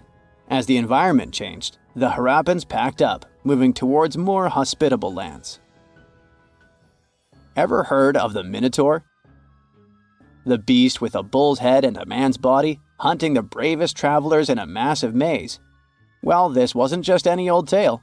It was one of the most popular dramas of the ancient world, and it was inspired by this place, the island of Crete.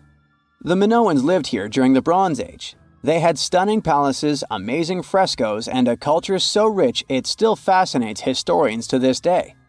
They built places like Knossos, which was so complex with its multi-story buildings and elaborate hallways that it might have inspired the whole labyrinth myth.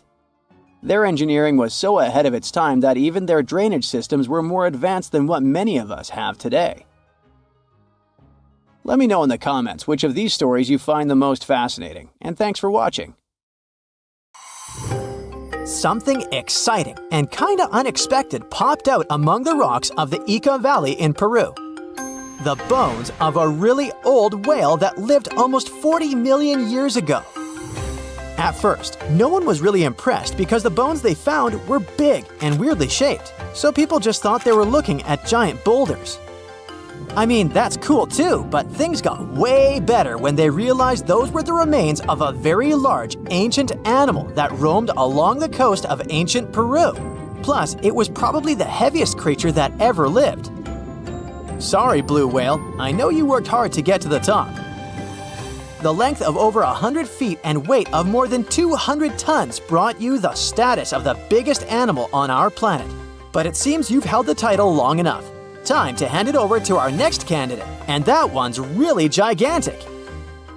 This ocean beast was probably shorter than the blue whale, but heavier, with a weight that could be between 93 tons and 370 tons. If it's closer to the higher number, it'll make Perseus the biggest animal ever known to have lived on Earth. And it seems its weight was the result of having extremely thick, dense bones. You can see such bones today in manatees or some other early whales. Dense bones are a great tool for such marine mammals. This feature makes them heavy and allows them to stay submerged most of the time. But at the same time, if their body was too heavy, they would end up sinking all the time, and they would waste too much energy to move back up to the surface. So, to avoid sinking, marine mammals need to have enough lighter tissues, like muscles and fat, to help them float in the water without using too much energy. Now, scientists didn't have the whole skeleton, which makes it hard to tell how big the animal was. But they used the ratio of the heavy bones to the lighter tissues in other marine mammals to estimate the overall weight of this giant ancient whale. Experts found these fossils about 13 years ago and spent the next decade freeing the whale from the rock. Its anatomy and age showed this whale was a cousin of Basilosaurus, a whale that had a long snout full of sharp teeth, and a sleek body similar to that of an eel. Even if Perseus wasn't bigger than the blue whale, it was still a giant that ruled the ocean depths. Unlike modern whales, there's a possibility that this ancient fellow was a predator that liked to go after bigger prey. And this also changes how we see the history of whales. Scientists used to think these magnificent creatures became really big about 5 million years ago when they started eating lots of small creatures. But here's the proof that giant whales existed even before that. But it's still unclear how this whale managed to find enough food to sustain its enormous body. Plus, it's still hard to tell what exactly this ancient creature had on its menu. It was pretty large and not such a fast swimmer, so it's possible it searched for food in shallow waters. Then it probably ate crustaceans, clams, or some other small animals hiding in the sand. One theory says it was a scavenger, which basically means it munched on remains of everything that would come its way. It's not so unusual to find marine animals in deserts. Many of these regions used to be covered with water anyway. The Sahara in Africa is a perfect example. About 50 to 100 million years ago, this was not a dry desert, but a shallow saltwater body called the Trans-Saharan Seaway. The land is not wet there anymore, of course, but people who lived in that area knew about it because they used to find old shells across the desert. The sea was about 164 feet deep. That sounds enough for a nice swim. Some would say this area looked like modern Puerto Rico, with lots of sun and shallow water. Mangrove forests were a common thing as well as seafloors covered with mollusks. like snails and clams. The marine sediment that was left behind after the sea had dried up is full of different fossils. And the animal that lived in that ancient underwater world didn't look friendly. Plus, they were much bigger than their relatives from modern times, so a regular-sized human would end up as a snack, not even a whole meal. Normally, when animals live on small islands, they can become much bigger than their relatives from the mainland. This is something we call island gigantism, and it happens because there are more resources or fewer predators on islands. Maybe the same thing happened in the Trans-Saharan Seaway. Even though it wasn't an actual island, the water moved in and out, which created little pockets of water. And specific conditions in these pockets might have helped animals grow bigger. So we're talking about giant sea snakes, catfish, and fish that no longer exist today. One had incredibly strong jaws, and the animal used them to eat hard things and even crush shells. Their teeth showed they were fierce predators other animals had every reason to be afraid of. They went through some changes when it came to diet, similar to some types of piranhas. And the competition to get to the top of the food chain wasn't a joke. Not when there were also such large predators as sharks, crocodiles, and ancient relatives of elephants.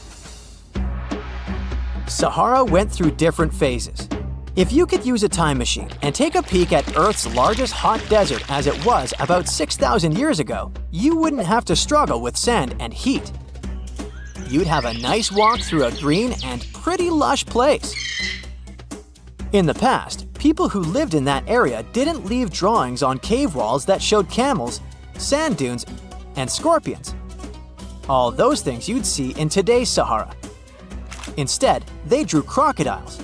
That's additional evidence that the Sahara used to have a lot of water and plants enough to support these big yet scary animals. Around 3 billion years ago, Earth might have been mostly covered with water.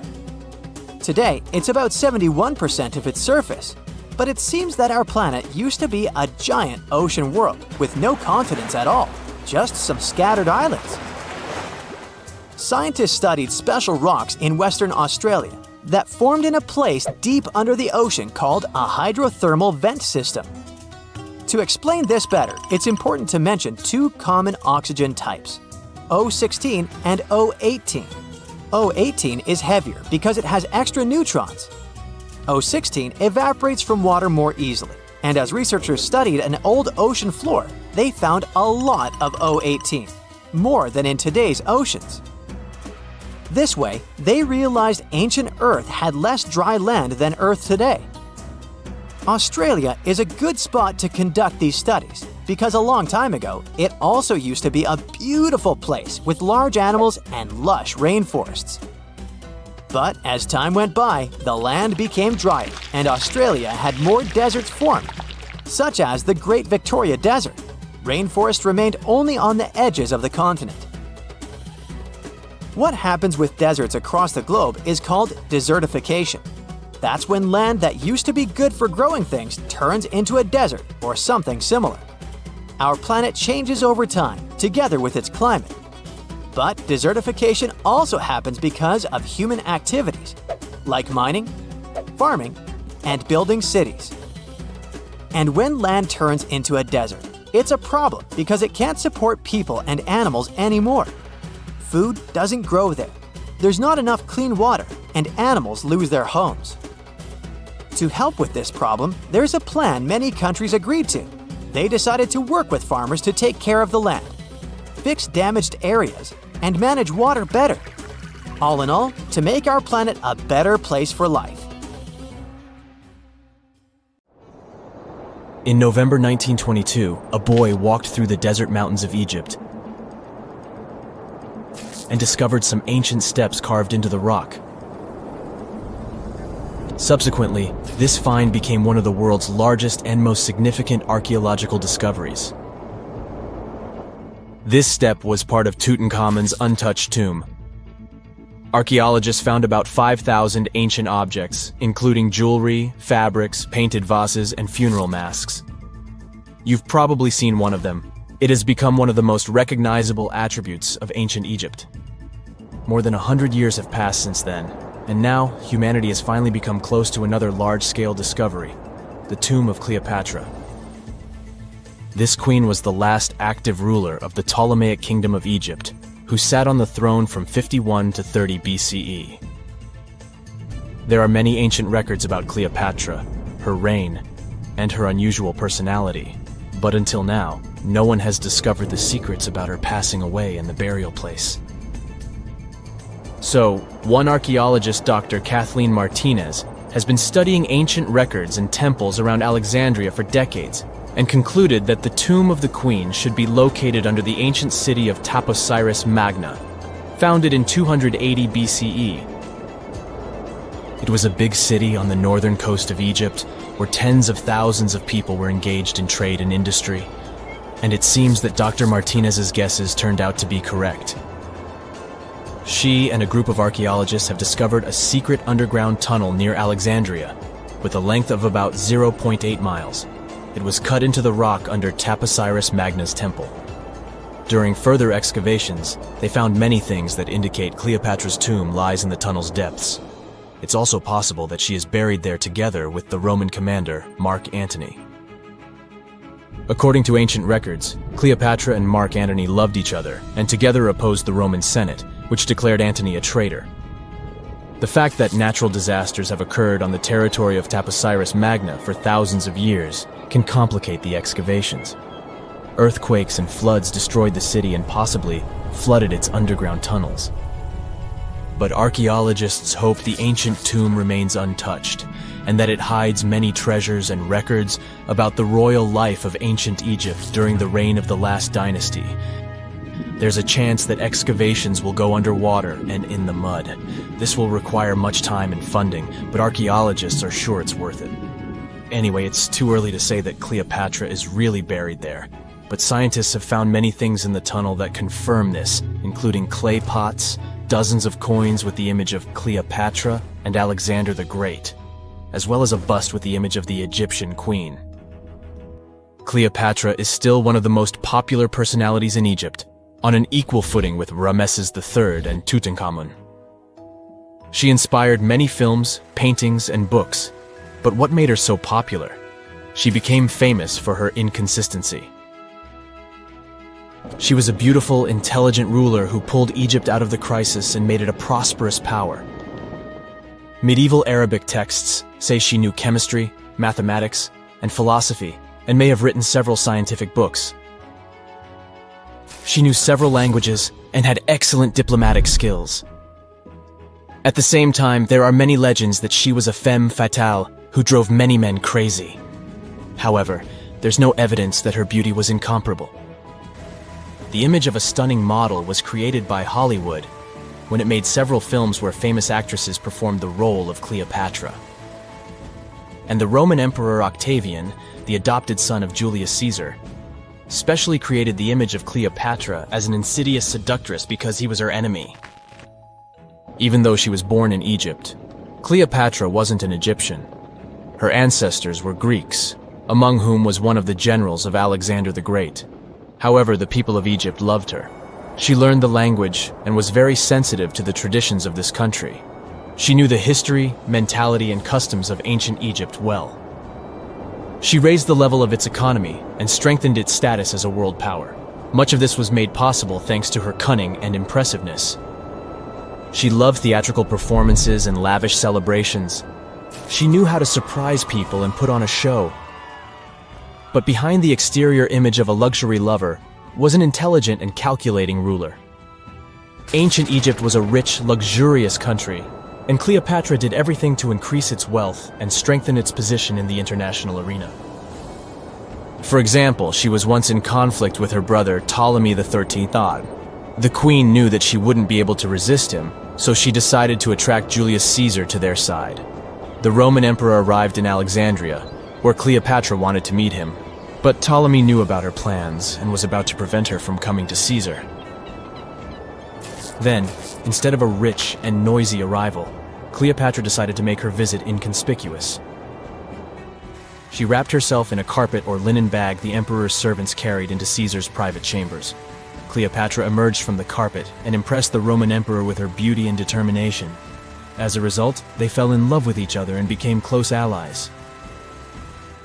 After some time, she impressed another influential Roman for diplomatic purposes. She arrived to meet Mark Antony on a golden barge with purple sails and silver oars. Cleopatra was dressed in the image of Aphrodite and sat under a magnificent canopy. Her servants dressed like cupids and were blowing her fan and burning incense. But Cleopatra created such a show for a reason. She knew that Antony revered Greek mythology and considered himself the embodiment of Dionysus. As a result, he was so impressed with this woman that he ended up marrying her. Cleopatra defended her crown, strengthened her alliance with Rome, and bore Antony 3 children.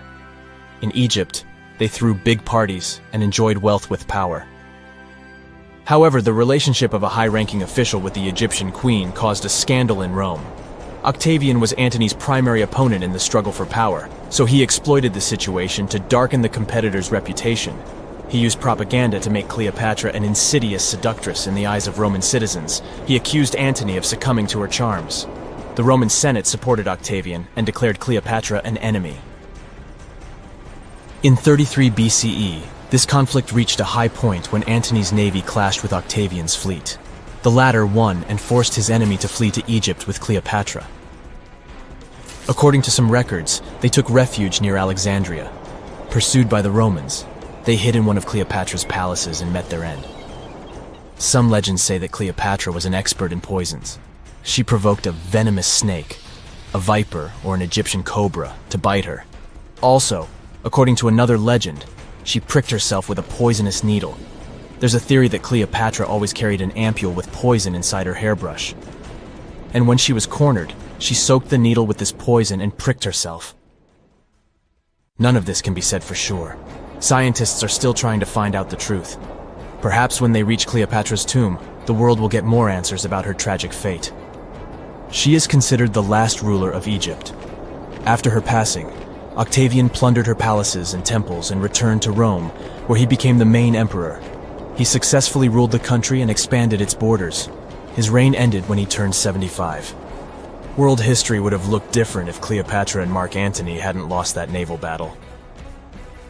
By the way, did you know that more time has passed between Cleopatra's reign and Neil Armstrong's flight to the moon than between the reign of the Egyptian queen and the construction of the Great Pyramid of Giza? Armstrong took a step on the Earth satellite in 1969, 38 years after the birth of Cleopatra. And the construction of the pyramid took place in 2560 BCE. Imagine how long the history of ancient Egypt is. Cleopatra is closer to us in time than to the pyramids.